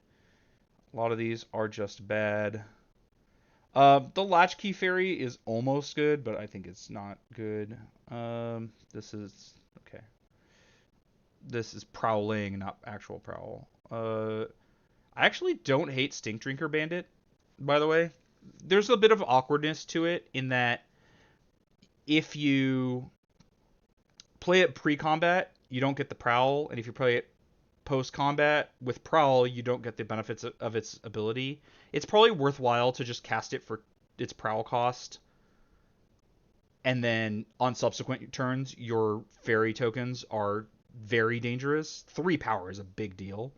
Now, it's only when they're unblocked, but, I mean, you don't really care when they're blocked. These are very expendable tokens, and an extra 2 power is a big deal. Thieves' Fortune. Look at the top 4 cards of your library, put one in your hand and the rest on the bottom. Prowl for a blue. It's an instant, so you can cast it on an opponent's turn, and it's a random thing to do. The problem is you can't prowl on an opponent's turn. It's worth considering. This is a cute card. It's possible. It gives you... I guess it's a worse impulse. I guess I still won't gather up for specific card. It's just worse than impulse, which, by the way, would be better than Curate. And you can probably just upgrade to impulse. Look at the top 4, put one in your hand and the rest on the bottom. The Thieves' Fortune is just worse considering it's 3 mana. Sometimes you can prowl it on your turn, though. Like, blue to do that is decent. I don't know. The problem is, of course, if you're doing it on your turn, you're not getting the Alela proc. So this is just an option to consider. I'm not sold on it, but there you go. Now we can look at cards with Bargain, just to see if there's anything useful. Return up to 2 creatures from your graveyard to your hand. And you can and you can put one onto the battlefield for less if it was bargained. It's not. This might be okay, but probably not. Dark Bargain is not what we're looking for. Edge battlefield is bargain. No. Ice Out is actually not bad. You can. This is literally counterspell if you sack a fairy token, which you're happy to do. And then in instances where you can't, like, it is cancel, which is unfortunate. More likely you'll be able to, but sometimes not need to. And then, okay, you don't have to discount it. I think Ice Out is probably good for you, which is weird because I look at this card and instinctively very much do not like it. Well, that's an option. Johann Stopgap. Return a permanent to non-land permanent so it's under hand. Draw a card. Honestly, Johann Stopgap is better than things like Snap. I still don't think it's good, but at least this replaces itself. Oh, it's a sorcery. Never mind. Terrible. Don't play it. I thought it was I assumed it was an instant, because cards like this often are, but no. Okay, never mind. Enters the battlefield. If it was bargain, return an instant sorcery from your graveyard to your hand. Tenacious Tomb Seeker isn't the worst. I don't love it, but it's fine. Okay, and then I also want to look at Flashback. But I want to look at flashback cards that are instance. Whoops. Don't need the S there.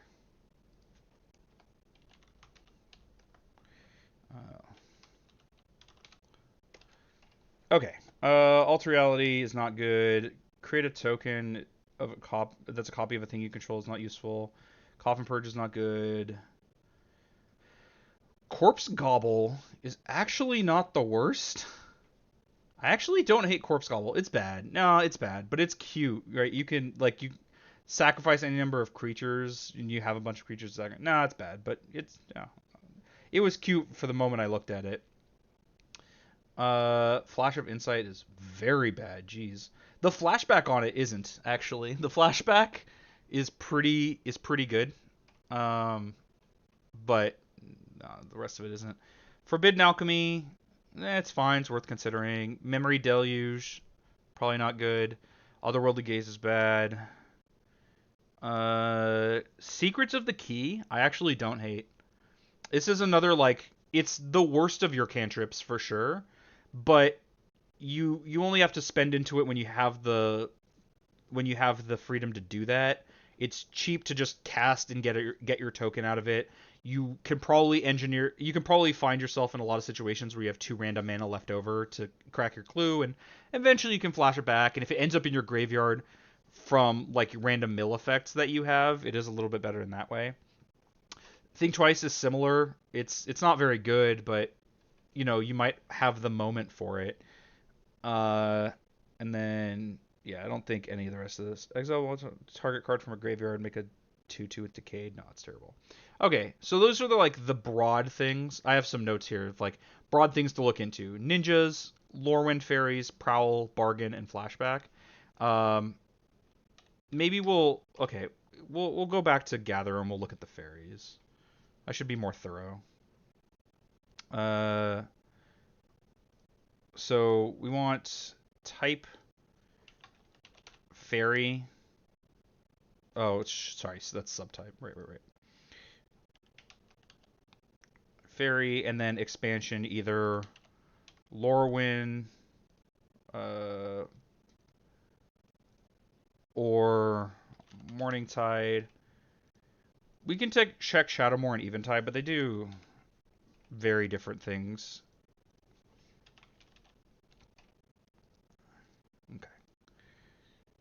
So fairies from any of these 4 sets.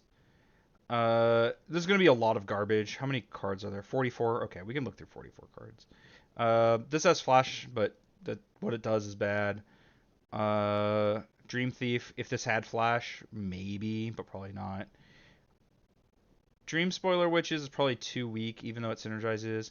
Fairy Harbinger, the problem is you just don't have anything worth searching for at the moment. Fairy Macabre is bad. No, bad. Fairy Tauntings is probably a trap. Probably looks better than it is, and it doesn't look that good to me at least. These kinds of effects, Final Sting type things, there are some with Flash now. I don't think they're actually good. I don't think that's how we solve the removal problem. There's a lot of this just not good. Glenalendra Pranksters, if they weren't 4 mana at sorcery, would actually be really good. This would be a way to get bouncing, to get bounce effects in a way that is synergistic and is worth a card. But since it doesn't, I wouldn't necessarily suggest it. When you cast a wizard spell, you can untap. Oh, okay, no, it's not good. You don't have that many wizards. Yeah, that's a problem. Shadowmoor. So if you're not familiar, in Lorwyn, it was racial tribes. And by racial tribes, I mean fairies, elves, giants, Kithkin, whatever. And then it was class tribes in Morningtide. So that's why stuff like this are in Lorwyn. You care about fairies. You care about fairy. In Morningtime, you care about wizards. So that's why this cares about wizards, even though it should be like it should be the set with fairy tribal stuff. That's why Latchkey Fairy has rogue tribal stuff, and why it was just like there was a lot of overlap. Certain creature types Like fairies just had a lot of rogues, but some of them weren't. This is not good. Mistbind Click was one of the cards that made me want to think about the Lorwyn fairies. It's not. I think its time has passed. I just miss. I just kind of miss this card, even though it was miserable to play against, and I never really played with it. Okay, that's bad. Una's bad. A lot of this is just not good. Pepper Smoke, weirdly, might be worthwhile. It cantrips. It says draw a card if you have a fairy, which you're going to have. And the -1/-1 is probably not going to be useful most of the time. This is probably still better than Curate, though. I'd rather, like, pay a black, sometimes get an effect and draw a card, than pay 2 mana, sometimes get some selection and draw a card, you know? It's probably not good, though. Clashing. Clashing is not real. Vendilion Click. Probably not good because it's only a single player. Yeah, never mind. This card has historically been very good, but not in multiplayer. Okay, that was about it. Okay, so we've gone through the broad things I wanted to search for. Now some specific card suggestions. Some of these I'm going to... It might not be good, but... No, this isn't the card I wanted. Okay, so Peer Through Depths is okay, but that's not the card I was thinking of. It wasn't Peer Through Depths. What was... It's part of a 3-part cycle. Or like...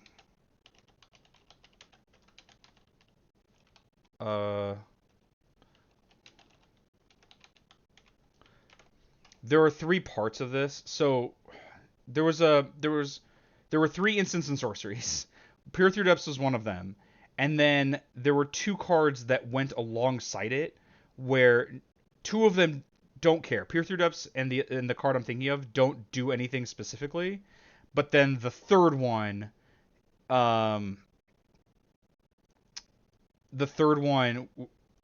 was like you get some payoff if you cast through all. Was it Reach Through Mists? Okay, Reach Through Mists. That was the card I was trying to point you at. And Sift Through Sands. So Reach Through Mists is just blue, draw card. You can do a little bit better than that with what was the card? Oh, I'm blanking now. It has Flashback. It was Whispers of the Muse. Or as Buyback.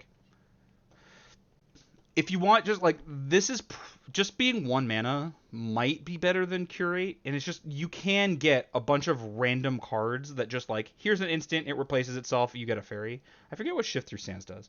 Just draw 2 cards, then discard a card, so you're card neutral on this, and then if you cast all 3, you can put the Unspeakable into play. Okay, it's not good. Reach Through Mist is like, nah, it's still worse than Whispers in the Muse.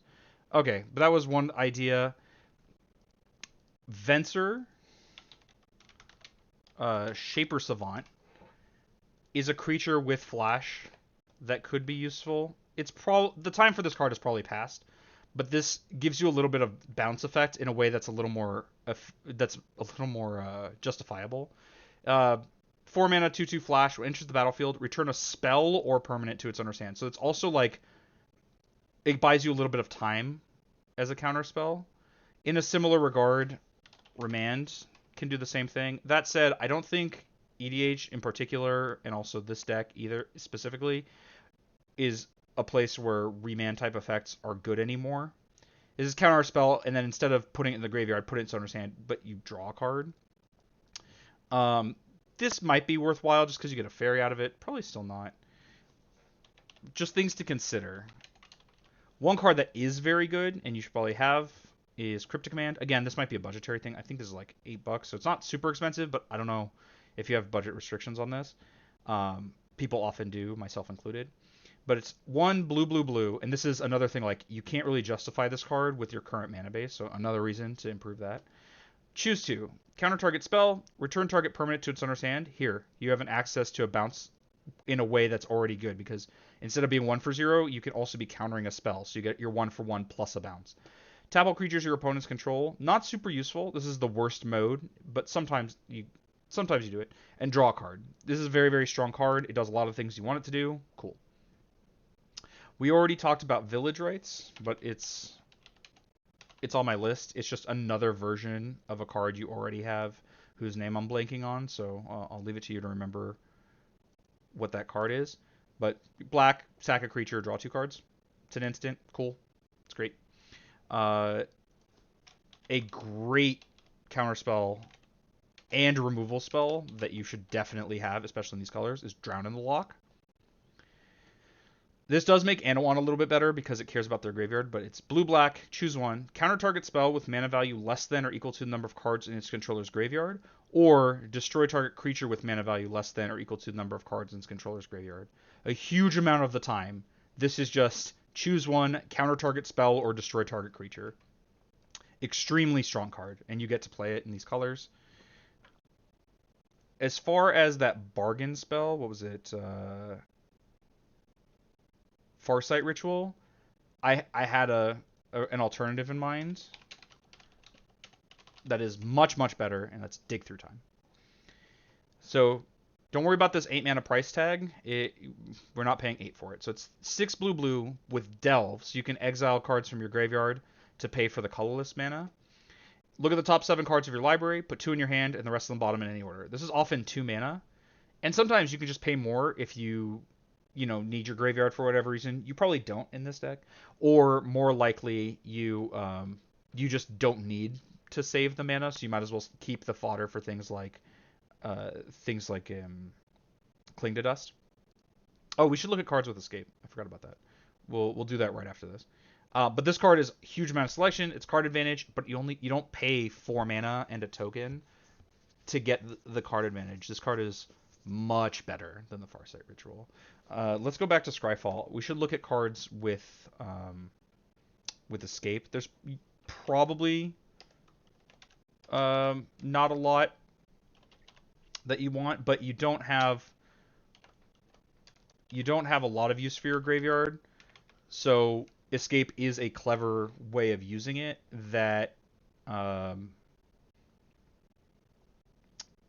that is a clever way of using it, for some advantage. Like, I do like the Cling to Dust. I wouldn't play From the Catacombs or Fruit of Tizarus, but Glimpse of Freedom is no, this is probably bad. It's 3 mana and you have to exile. Like, I don't know. The front side isn't worthwhile. Where Cling to Dust, the front side is good enough. The front side is pretty bad. The back side is still 3 mana to do this. Maybe. Like, it's worth considering. I will leave it to you to consider it. I'm gonna skip the stuff with Escape that isn't an instant or have flash. Yeah, none of this looks good otherwise. I mean, you could look through the sorcery speed ones if you want to on your own. They just don't look. I don't want to spend that much time on it, on something that's probably not that great. One thing that is good though is Rewind. It's a little bit expensive as a counterspell. It's 4 mana, but it untaps 4 lands, and it is just a hard counter. It's another option. I like this better than something like Frantic Search, where like we can find better solutions to the card advantage problem. I know this doesn't do that, but if you want a free spell, this at least does something better. Like I said, Damnation and similar sweepers are cards you can play. You just like, your board doesn't matter that much, so you can just play something like this. One card that can solve a lot of problems is Teferi, Mage of Zhalfir. This is long since passed out of being a playable card. Just it's very expensive for what you get. It's 2 triple blue for a 3/4. Legendary creature, human wizard, as flash. So okay, we can cast this on an opponent's turn. That helps a little bit with how weak it is. But it says creature cards you own that aren't on the battlefield have flash, and each opponent can only cast spells anytime they can cast a sorcery. The first part of that means that these random creatures you have that sometimes might be awkward to get into play, and you kind of have to commit to them and not doing other stuff. Now you don't, and they make you tokens. Cool. And then the back part of that means like you have a really, really good idea of when your opponent can interact.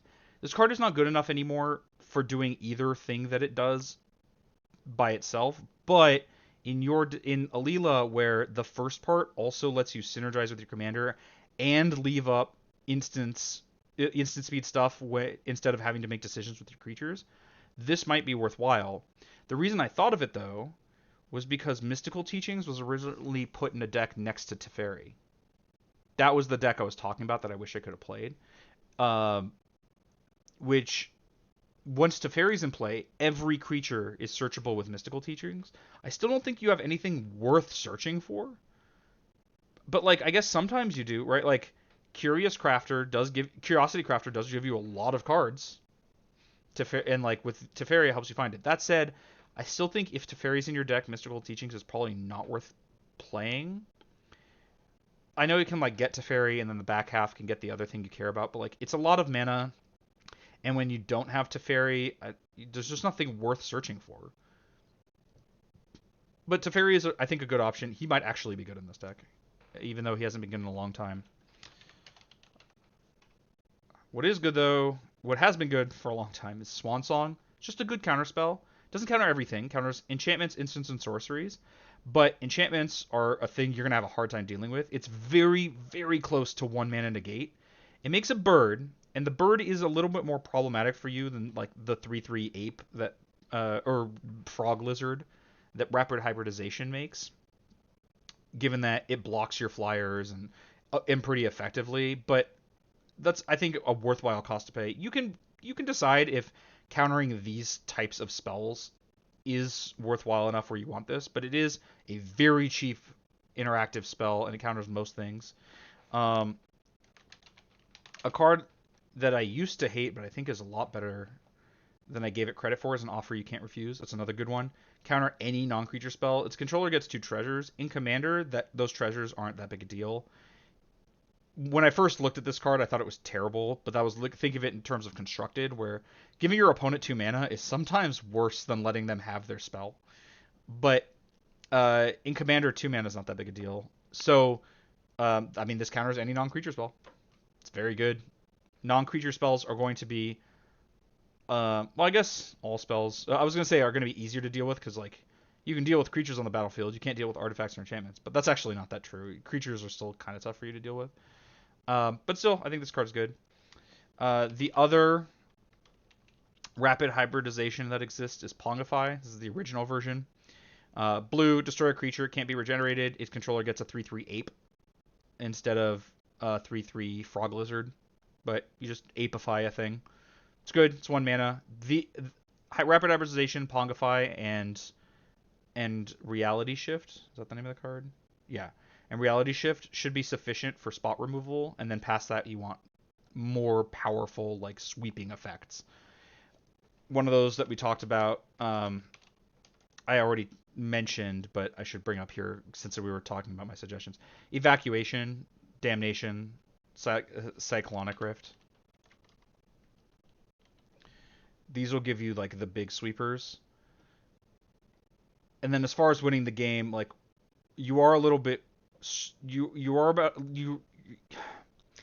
a little bit weak when it comes to actually ending a game. This deck is not very good at that. I don't have any solutions to that just yet, but that's something we're going to want to think about going forward.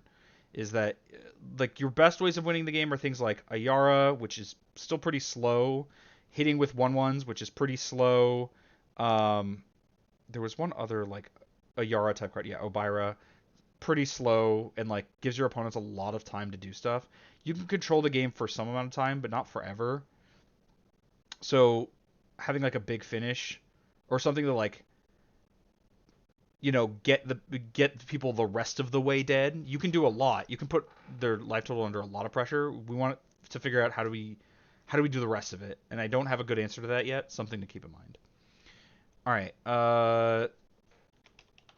I was reminded though because of this theoretical duplication of a card that I do like, which is Stunt Double. The difference between Stunt Double and theoretical duplication is that, well, one, this is a creature spell, which sometimes it matters. Swan Song can't counter this, but you can clone anything in play. I think the time for this generally has passed. I used to put it in a lot of my decks, but now it's come out. The fact that you get a token out of the deal is kind of nice, and it can be a copy of any creature, not just an opponent's creature. It's literally just clone with flash. These are sometimes kind of hard to get a hold of. I had struggled to get a copy, but could be good. I have a couple of cards that I'm a little uncertain about. One of them is Search for Escanta. The I'll read what the card does, and then I'll explain why I'm uncertain about it. So it's 1 to blue enchantment. It's a sorcery speed thing to do, but it doesn't cost that much to get into play. At the beginning of your upkeep, look at the top card of your library. You put it in your graveyard, so you have some amount of card selection. That's not worth it on its own, obviously. But then, if you have seven or more cards in your graveyard, you may transform it.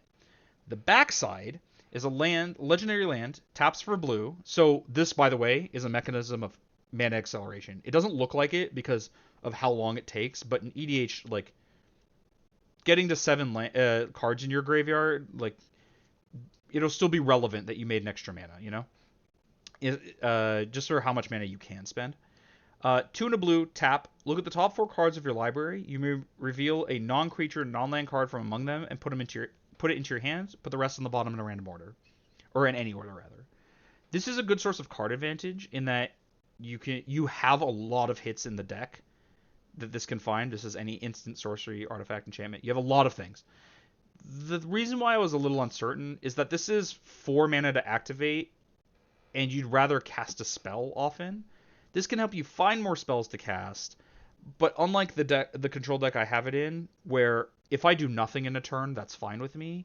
You kind of want to do something, right? You want to get Alela triggers. So this might be good, but it might not be. I'm a little uncertain as to whether it's actually a good idea. This card I'm also uncertain of because I don't remember its card type. It is an instant. Oh, this is another Thought Scour. This is just another version of this card. We're starting to use your graveyard a little bit more, right? We have an escape card. We're getting dig through time in here. I forgot if there was something else I suggested where your graveyard will matter a little bit.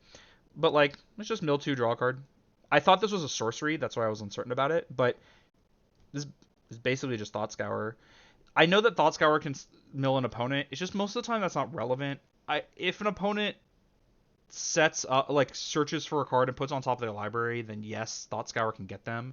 But more often than not, that's not going to happen. And even if it does, you might not have Thought Scour, or you'll have wanted to cast Thought Scour earlier, so you didn't have it for that moment. It's a lot of that stuff. But Mental Note is like a random cantrip to that you can put in if you want. As far as mana acceleration, there is...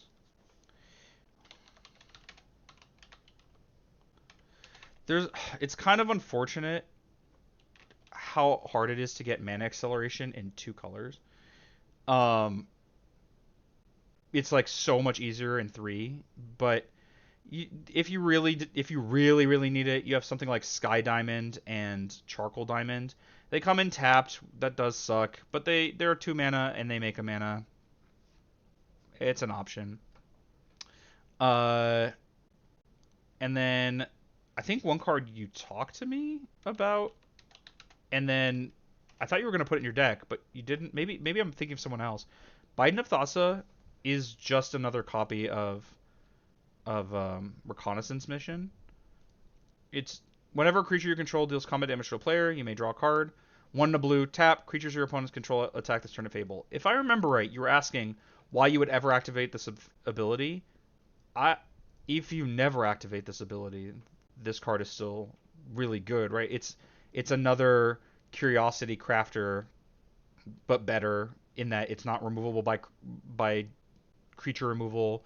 It doesn't only limit you to when tokens connect. It's another reconnaissance mission, right?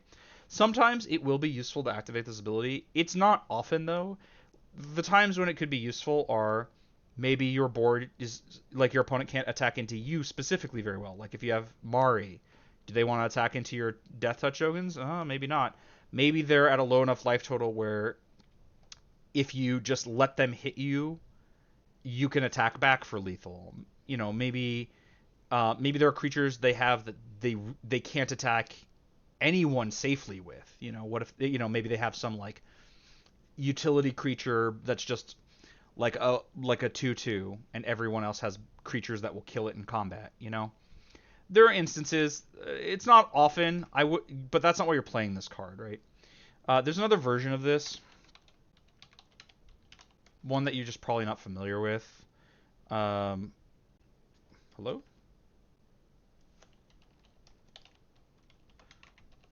Pretty sure it's called Coastal Piracy, but nothing's coming up.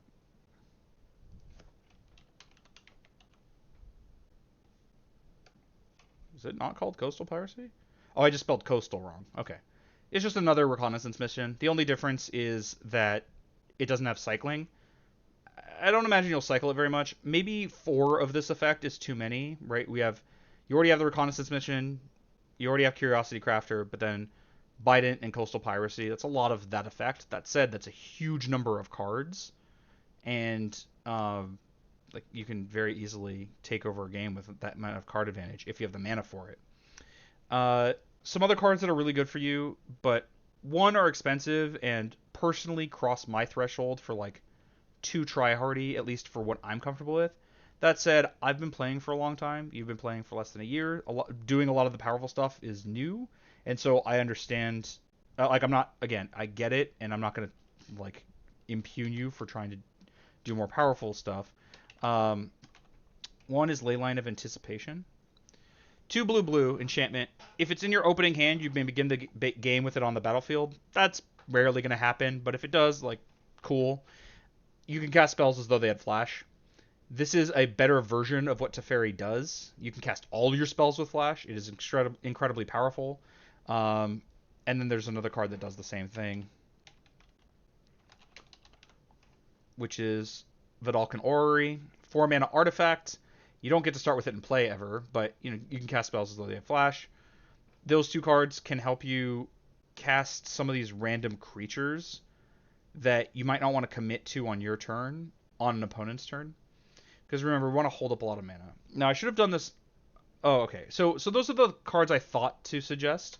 Now we can take a look at the EDH rec for Alela and see if there are any ideas that we missed beyond that.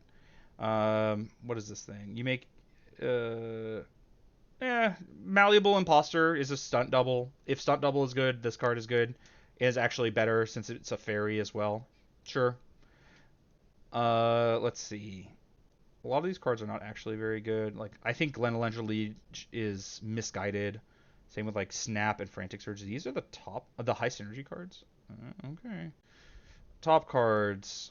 I don't like Misleading Signpost, but it is mana acceleration, and like you can cast it with flash, which isn't the worst. Its effect is kind of dorky or whatever. I just don't like 3 mana rocks, especially that only make 1 color. Especially when like what you're paying for is a very mediocre effect of reselecting an attack target. That often doesn't matter. I don't know. It's worth considering, but I don't think it's very good. I don't think Archmage of Echoes is real. Scout. This is a sorcery. Oh, but you can cast it with flash by tapping 3 untapped creatures you control with flying in addition to paying other cost. I do like this. I think Tegwell Scouring is good. I actually think this deck can get away with playing Wrath effects, even though you're going wide. You just have to pick your moments. You just have to find the times when your board's not that good, or you can pump the brakes on playing things other than Alela and tokens. This deck likely will resemble a control deck far more than it will resemble a fairy tribal like mid-range aggro deck. I do like Tegwell Scouring. It's a little expensive in that it's 6 mana, but that you can give it flash at kind of trivially is really nice, and that you can wipe the board on opponent C's turn and then untap, replay Alela, and say go with all your counter magic available, all your interaction available. I do like that. I'm just gonna skip all of the suggested creatures here that don't have flash.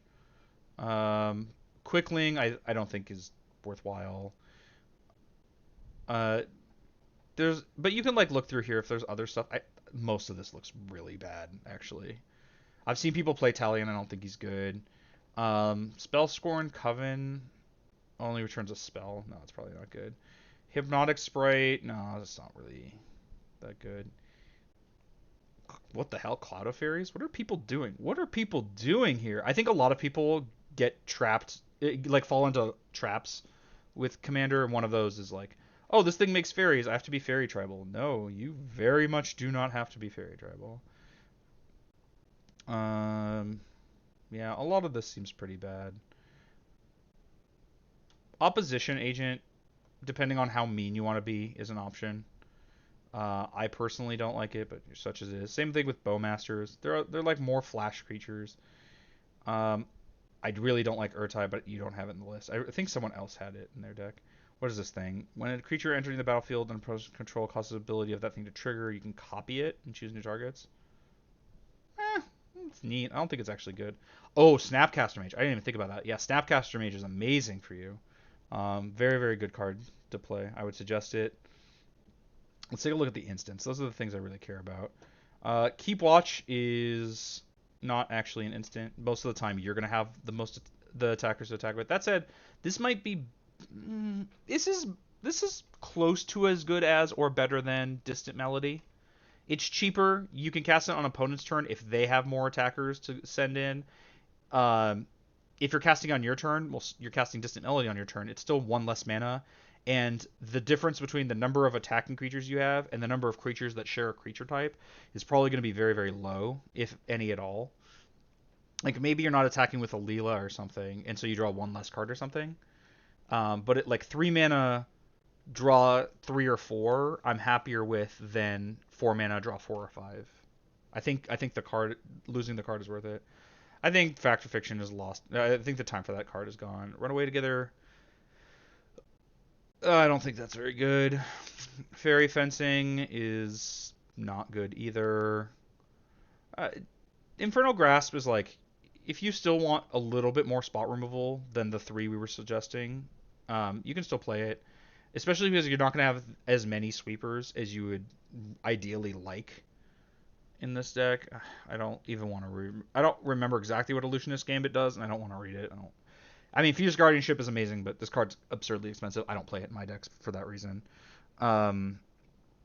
Return all creature tokens or all non-token creatures. Oh, I like Perplexing Test.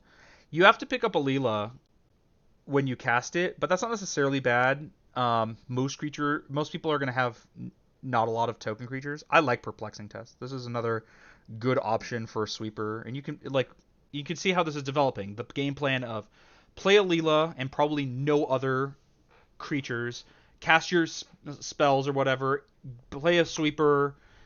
Now you have your tokens left over. You can replay Alela and then start to control what people are even able to do. You just have to be a little choosy about where you point stuff. That's something I want to mention because I thought to mention earlier and then forgot, and I don't want to forget entirely. I think people, especially a lot of newer players, misunderstand how to use their interactive spells, because when they play against control decks, it feels like nothing you do ever resolves. You can't, every spell gets countered. You can't do anything. But that's not actually what's happening when a strong control player is doing their job right. What's actually happening is you are interacting with the things that matter. It's, if your opponent casts 5 spells and you counter the only one that really matters, or the thing that ties all the other spells together, it feels like you countered 5 spells, but you only interacted with one. If you pick your moments correctly, you don't actually have to counter that many spells to completely dismantle a game plan. And so some like keeping an eye on that is something, like, I've seen you play, you're a good player. That is something I think everyone can improve on, myself included. It is a very difficult skill, but it's one that's really important for a deck like this. You're not trying to counter every spell. You're trying to counter kind of the minimum number of spells to stop yourself from losing and for you to win the game. The advice I've given other people is ask yourself when your opponent casts a spell, can I beat this if it resolves? If the answer is maybe, maybe you should just let it go. If the answer is you can definitely beat it if it resolves, let it resolve. Who cares? Especially, and this is what part of why the sweepers are so nice. I know the 1 to 10 scale we looked over previously would disagree with me, but if you just go, oh, I have a Wrath in my hand, I don't care if my opponent plays creatures, suddenly you don't have to counter any creature spell at all. You can just pick them all up with a damnation or whatever. Um, Deadly Rollick is also very good, but probably expensive. Yeah, it's like 16 bucks. Okay. Um, Thrilling Encore. Put onto the battlefield under your control all creatures in all graveyards that were put there from the battlefield this turn. Probably too optimistic. You need to like combo for that to work. Don't like a lot of these. What is Malakir Rebirth? Choose a creature, lose 2 life, and then when it dies, return it to the battlefield. This You can play this as like a swamp. I don't like it that much because like you almost never want to cast it, but it is an instant, and like maybe you save Alela. I don't know. I don't think this is good, but because it's most of the time a land, maybe it's better than I think it is. I still don't think it's good. Mana Drain's obviously great, but very expensive. I don't personally like tutors, but you can consider them if you want. I think a lot of these are nonsense and kind of traps. I don't think you're a Dark Ritual deck. It's not worth spending a card for the 2 mana. Each opponent sacrifices their most expensive creature or planeswalker. Maybe. You can take a look at. I wouldn't put this in your deck right away, but I would pay attention to how frequently you find yourself in situations where you kind of wish you could do this. Narset's Reversal is a great card. I do recommend it. It's a little worse in your deck than it is in like the Esper control decks because you don't get Teferi's Protection, but it is very good, especially if you can find your moment for it. There's a lot of really tricky stuff you can do with this. So it's blue, copy an instant sorcery spell, then return it to its owner's hand. You may choose 2 new targets for the copy. This this is really great in counter wars, but you can also like, okay, I bounce your thing. Like you have some sweet spell, I'll get it instead. Sometimes your opponents are actually okay with that, even though you get a little bit more out of it. They just want like some other part of it happening. Alternatively, you can pick up your own counter spell. So you can be like, cast a spell. Your opponent tries to counter it. You target your spell, get the original back to your hand. You can cast it later, and then the copy is above the counter spell and not being countered by anything. Um, it basically counters a counter spell while saving your original spell. So yeah, the card's very good. Force Will is obviously good, but it's expensive. Okay, it seems like we got most of the big ideas. Rowdy Research is not actually an instant, but I mean maybe if you find that you can cast this, this is another one. Pay attention to your games. If you're frequently attacking with 5 or more creatures, this card should probably be in there. But when I say frequently, I mean more turn. You should probably if 2 out of 3 turns you're attacking with 5 creatures, this card can go in your deck. If it's not that significant, if you're not doing that often, it's probably not good. Reckless Spite, Reckless Spite is okay. Though, isn't that just worse? Ashes to Ashes?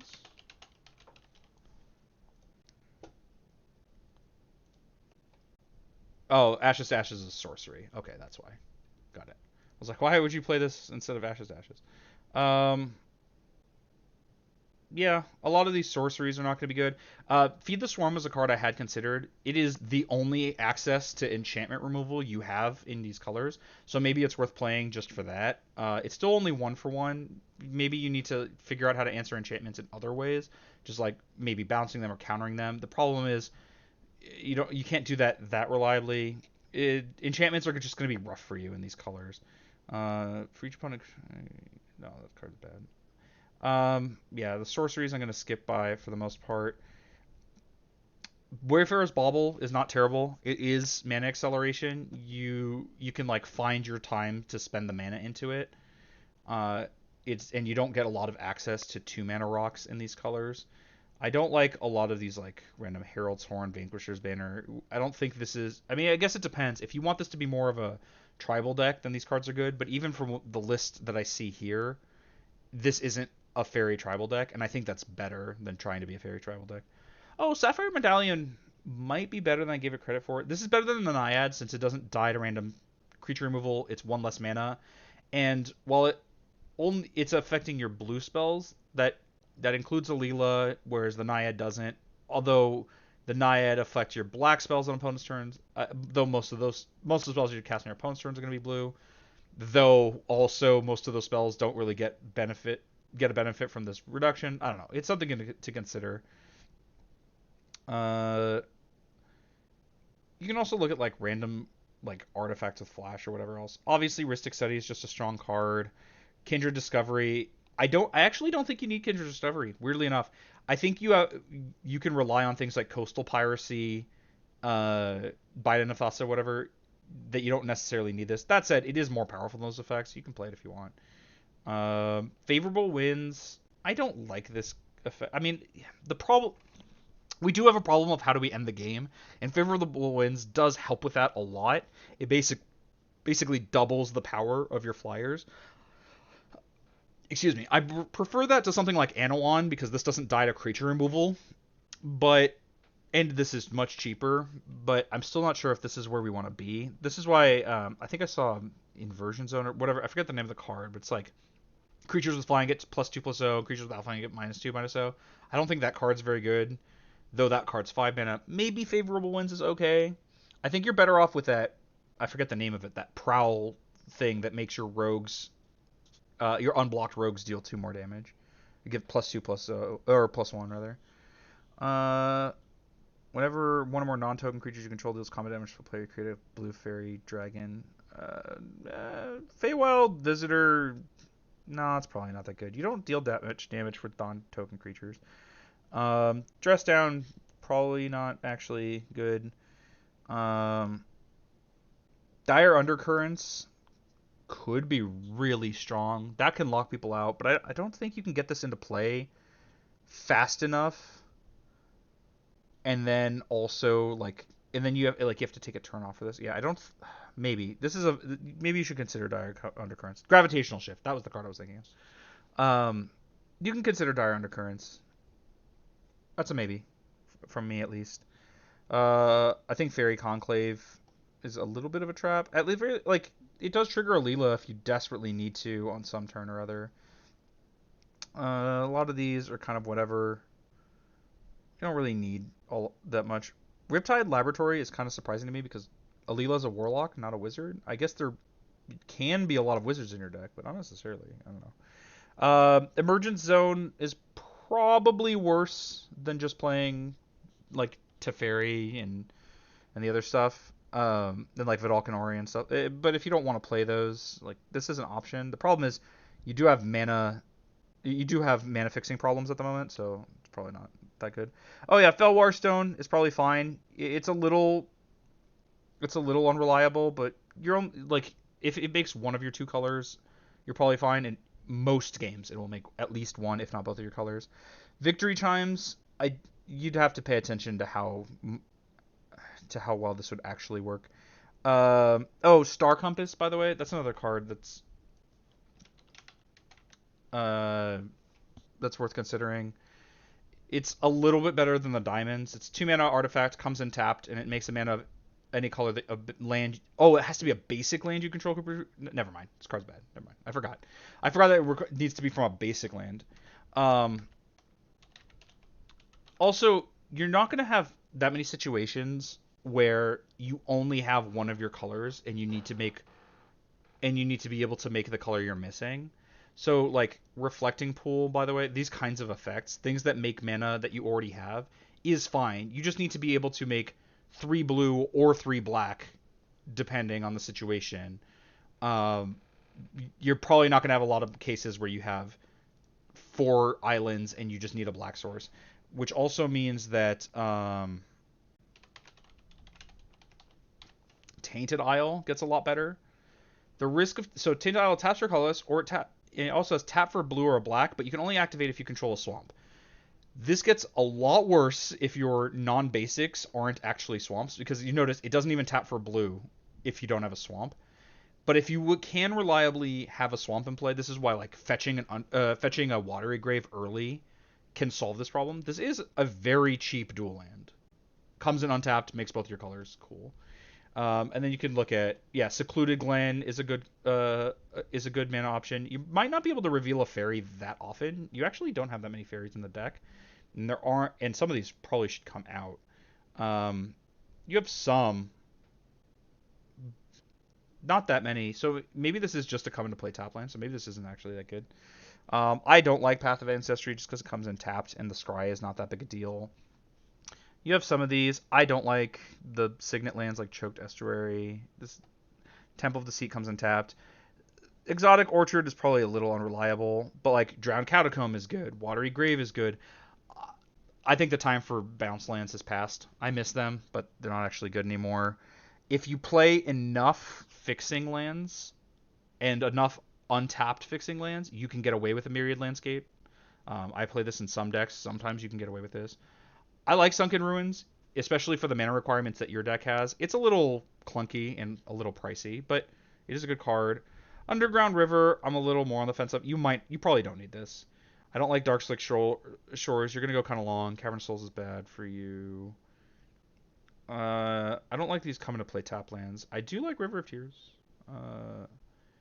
Okay, so that's that. Now, so we've gone through the EDH rec. We've gone through the things I could think of, my suggestions. Cool. Now I want to do kind of the last thing. I'm going to grab my control deck. Give me 1 second. And I'm going to see if there are any ideas in there that might translate. There are going to be a lot of them, or some number of them, just because we want... If this was already on Moxfield, this would be a lot easier. Because both this deck and my like traditional Esper control deck want to do stuff on our opponent's turns, right? What we're trying to do is a little bit different. I don't play the random cantrips because I don't get an advantage for them, but you do, right? So, but at the same time, there are some things that are still going to line up. A lot of them I've already suggested to you. Some of them you just don't have access to because my deck also plays white. But some things are going to are still going to work. I'm just going to pull out a bunch of cards, and we'll see what works. And I'll leave it to you for what things you actually want to put in, what ideas you agree with, what you don't. This is why I'm not telling you, hey, cut this card for this card or whatever else. A lot of this is going to be you have your own experience of how this deck actually works in practice. I'm mostly seeing this for the first time, and the things you like, the ideas that you think work well and what you don't, and so on. So this isn't. I hope it's clear at this point that this deck review isn't. I'm gonna remake your deck to make it like I like, so much as here's what I think about it, and here are some ideas. You can do with those what you will, and through the combination of our thoughts, we might get to something better. Of the cards that of the cards in my deck, I've only not suggested like 5 that are in here that could be good. But and not all of these are actually good. So I'm just going to give you some ideas here. One of them is Pull from Tomorrow. So having a lot of cards, sometimes you just need a big card draw effect. That's what my deck needs a lot. This draw is X blue, draw X, then discard a card. So you're not just drawing X cards, right? Like you do have to lose a card after that. Losing the card after that's not a big deal. I also think your deck would need this a lot less than mine does because you have access to Coastal Piracy and I don't, right? Coastal Piracy, Binding of Thassa, the stuff. If you put in all of those effects, you probably don't need something like this that much. But if you find that you do need more just raw card advantage, this is an option. Okay, so that's one. The next one is Mission Briefing. This is another way to use your graveyard a little bit. This is kind of like another Snapcaster Mage. It's blue instant, surveil 2. Then choose an instant or sorcery card in your graveyard. You may cast it this turn, and if it would be put into your graveyard, exile instead. This is, like I said, another Snapcaster Mage. It is pretty mana intensive. In my 3-color deck where I told you like everything makes blue, I sometimes struggle to get all of the colored sources I need to like cast Cryptic Command off of this, right? You still have to pay the mana cost for that spell. You're in 2 colors, which should make that easier, though color fixing has been a huge issue. This is not viable if we don't solve the color fixing problem. I think that's very fixable, by the way, even without compromising on tap lands. But if we can get over that hump, this can be very good. And a lot of the spells you're casting are pretty cheap, so you don't necessarily need that much. Now, it's a little unfortunate in that this is 2 spells in 1 turn, so you're kind of wasting an Alela trigger, right? You're casting 2 spells, but you're only getting 1 fairy out of it. Still, sometimes you just need more counter magic, or you need more of a specific kind of effect. Um, I don't know, something to consider. It's decent. Um, Disdainful Stroke. This card is actually really good. This card is, I think, very underrated in EDH. Now, obviously not CDH or whatever, but like 1 to blue, instant, counter a spell with mana value 4 or greater. Most spells that matter are mana value 4 or greater. There are some that aren't, and so like this, no, this doesn't hit everything. It's not literally counterspell, but it's very close to that, and it's easier to cast. It's a good catch-all, kind of the same like Drown in the Lock. It's very close to just counter any spell. Uh, and the trade-off is this doesn't have destroy any creature as the other option, like Drown in the Lock, but this is slightly easier to cast. Even Victory Chimes can cast this. Next thing is a card, again, I'm not really sure. Oops. This one's a little bit more on the mana intensive side. It is 5 mana, but Mystic Confluence is a very strong card. So it's 3 blue blue, instant, choose 3. You may choose the same mode more than once. Counter target spell unless its controller pays 3. Return target creature to its owner's hand. Draw a card. So sometimes this is draw 3 cards. Not very, very infrequently. Sometimes it's counter a spell, draw 2. Sometimes it's you have to choose counter a spell twice because it's only a soft counter, right? So if they have 4 mana available, you might have to go counter, counter, draw. But still, that's counter a spell, draw a card. Usually pretty good. But you also have, sometimes you can bounce creatures, yada yada, etc. There's also, I'm blanking on the card. There's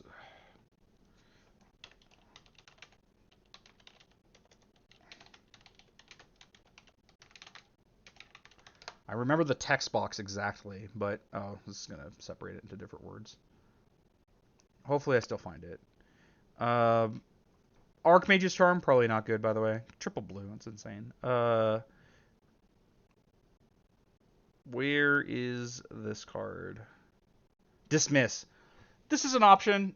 The people often call Cryptic Command Dismiss because Cryptic Command so frequently is counter target spell draw card.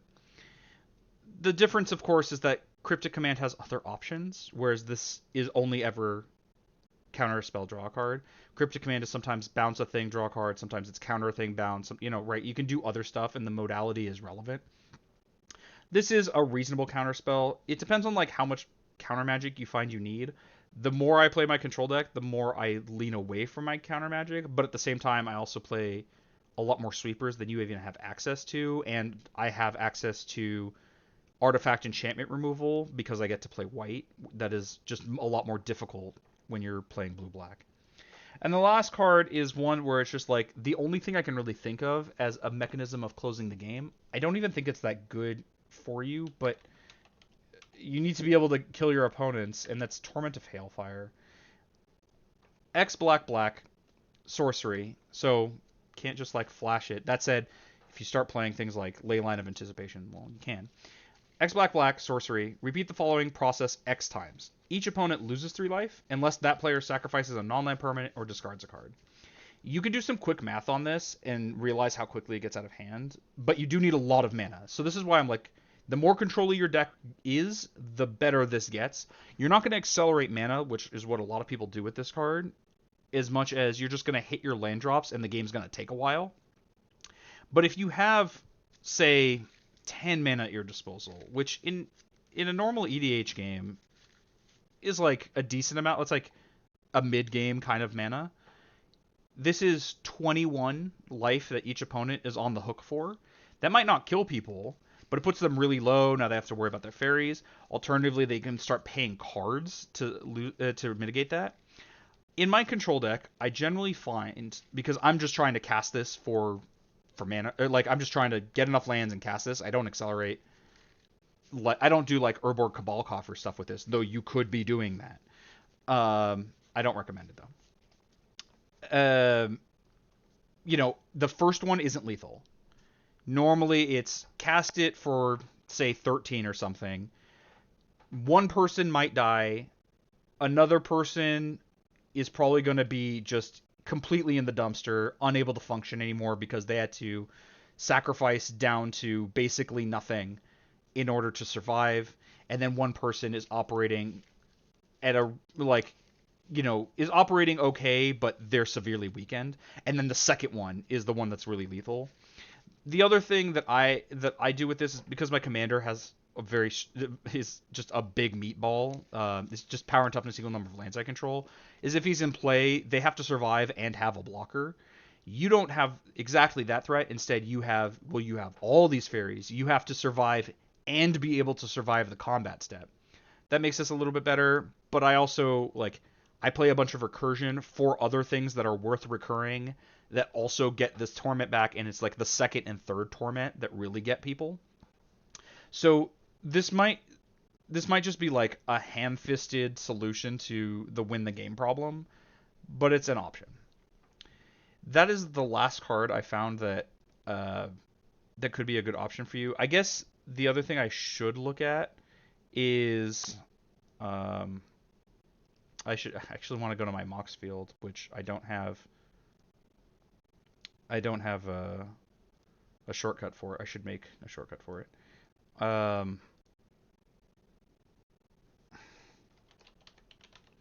probably shouldn't do this on stream, but whatever. We can look at Hilda. The thing to keep in mind, I didn't think of this at first, but in my Hilda deck, well, it's two colors, and I need artifact acceleration as well. So we can look and see if there's any of those that I have that you might have missed. Oh, Cold Steel Heart. This is also 2-mana acceleration. It's better than the diamonds. I also have the diamonds. You probably don't need Elixir of Immortality. We still don't have. We have a little bit of recursion as suggested cards, but not anything in the way of life gain. That's probably something you want like one or two good answers for. Like you don't need to gain a lot of life in a game, but if your life total just ends up being 12 at some point, it's a big headache to have to play around that as opposed to, well, I have these two cards that can gain me like 10, 15 life in a synergistic way, and then suddenly I'm not worried anymore. Everflowing Chalice, you probably don't need to go this deep, but this does make mana. It also doesn't make colored mana, which is a big problem for you because a lot of your spells need colored mana. Gilded Lotus is probably too hefty to cast, but you can consider it. And I don't think there's anything else. Yeah, I mean, Drain Dynamo is obviously not good for you. Okay, so not a whole lot in that regard.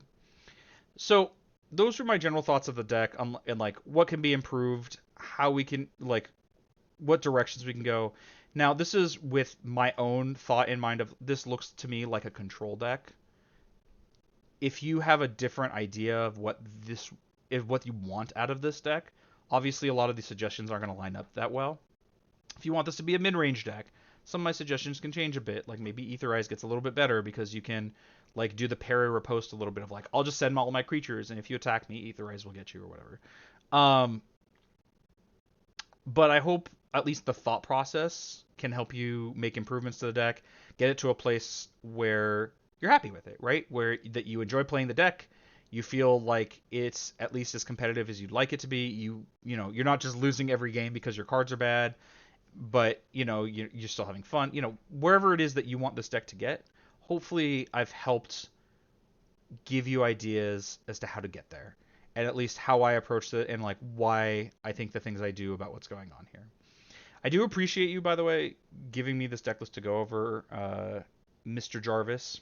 I've just been saying you this whole time because obviously I'm talking to Mr. Jarvis, even though this is a stream and a video for everybody. But I hope this has helped, and I hope you got something out of this. So thanks for sending it along to me. I do appreciate it. I do appreciate when people are interested in my opinion. It's really validating, and it's kind of a compliment, So this isn't just for you. You did a kindness to me by even asking me for my opinion, and I appreciate it. I hope we can, I hope we can make improvements to the deck so that you become happier and happier with it. That said, that should conclude my thoughts on this. I know we didn't do like a here. This is what should come in. This is what should come out. I think I suggested Well, I actually don't know. I was gonna say I think it suggested more cards to come out than we suggested replacements, but it might be the other way around, honestly. Um, but I hope the thought process was more helpful than the specifics, honestly, because maybe there are cards I didn't think of that you go, oh, actually, if we're thinking about it in this way, this card will solve that problem or whatever. But I hope that helped. Thank you so much for sending it to me. Everyone else, thank you so much for watching. But that's about all I got for this. Hope you have a great rest of your day, and I'll catch you next time. Bye.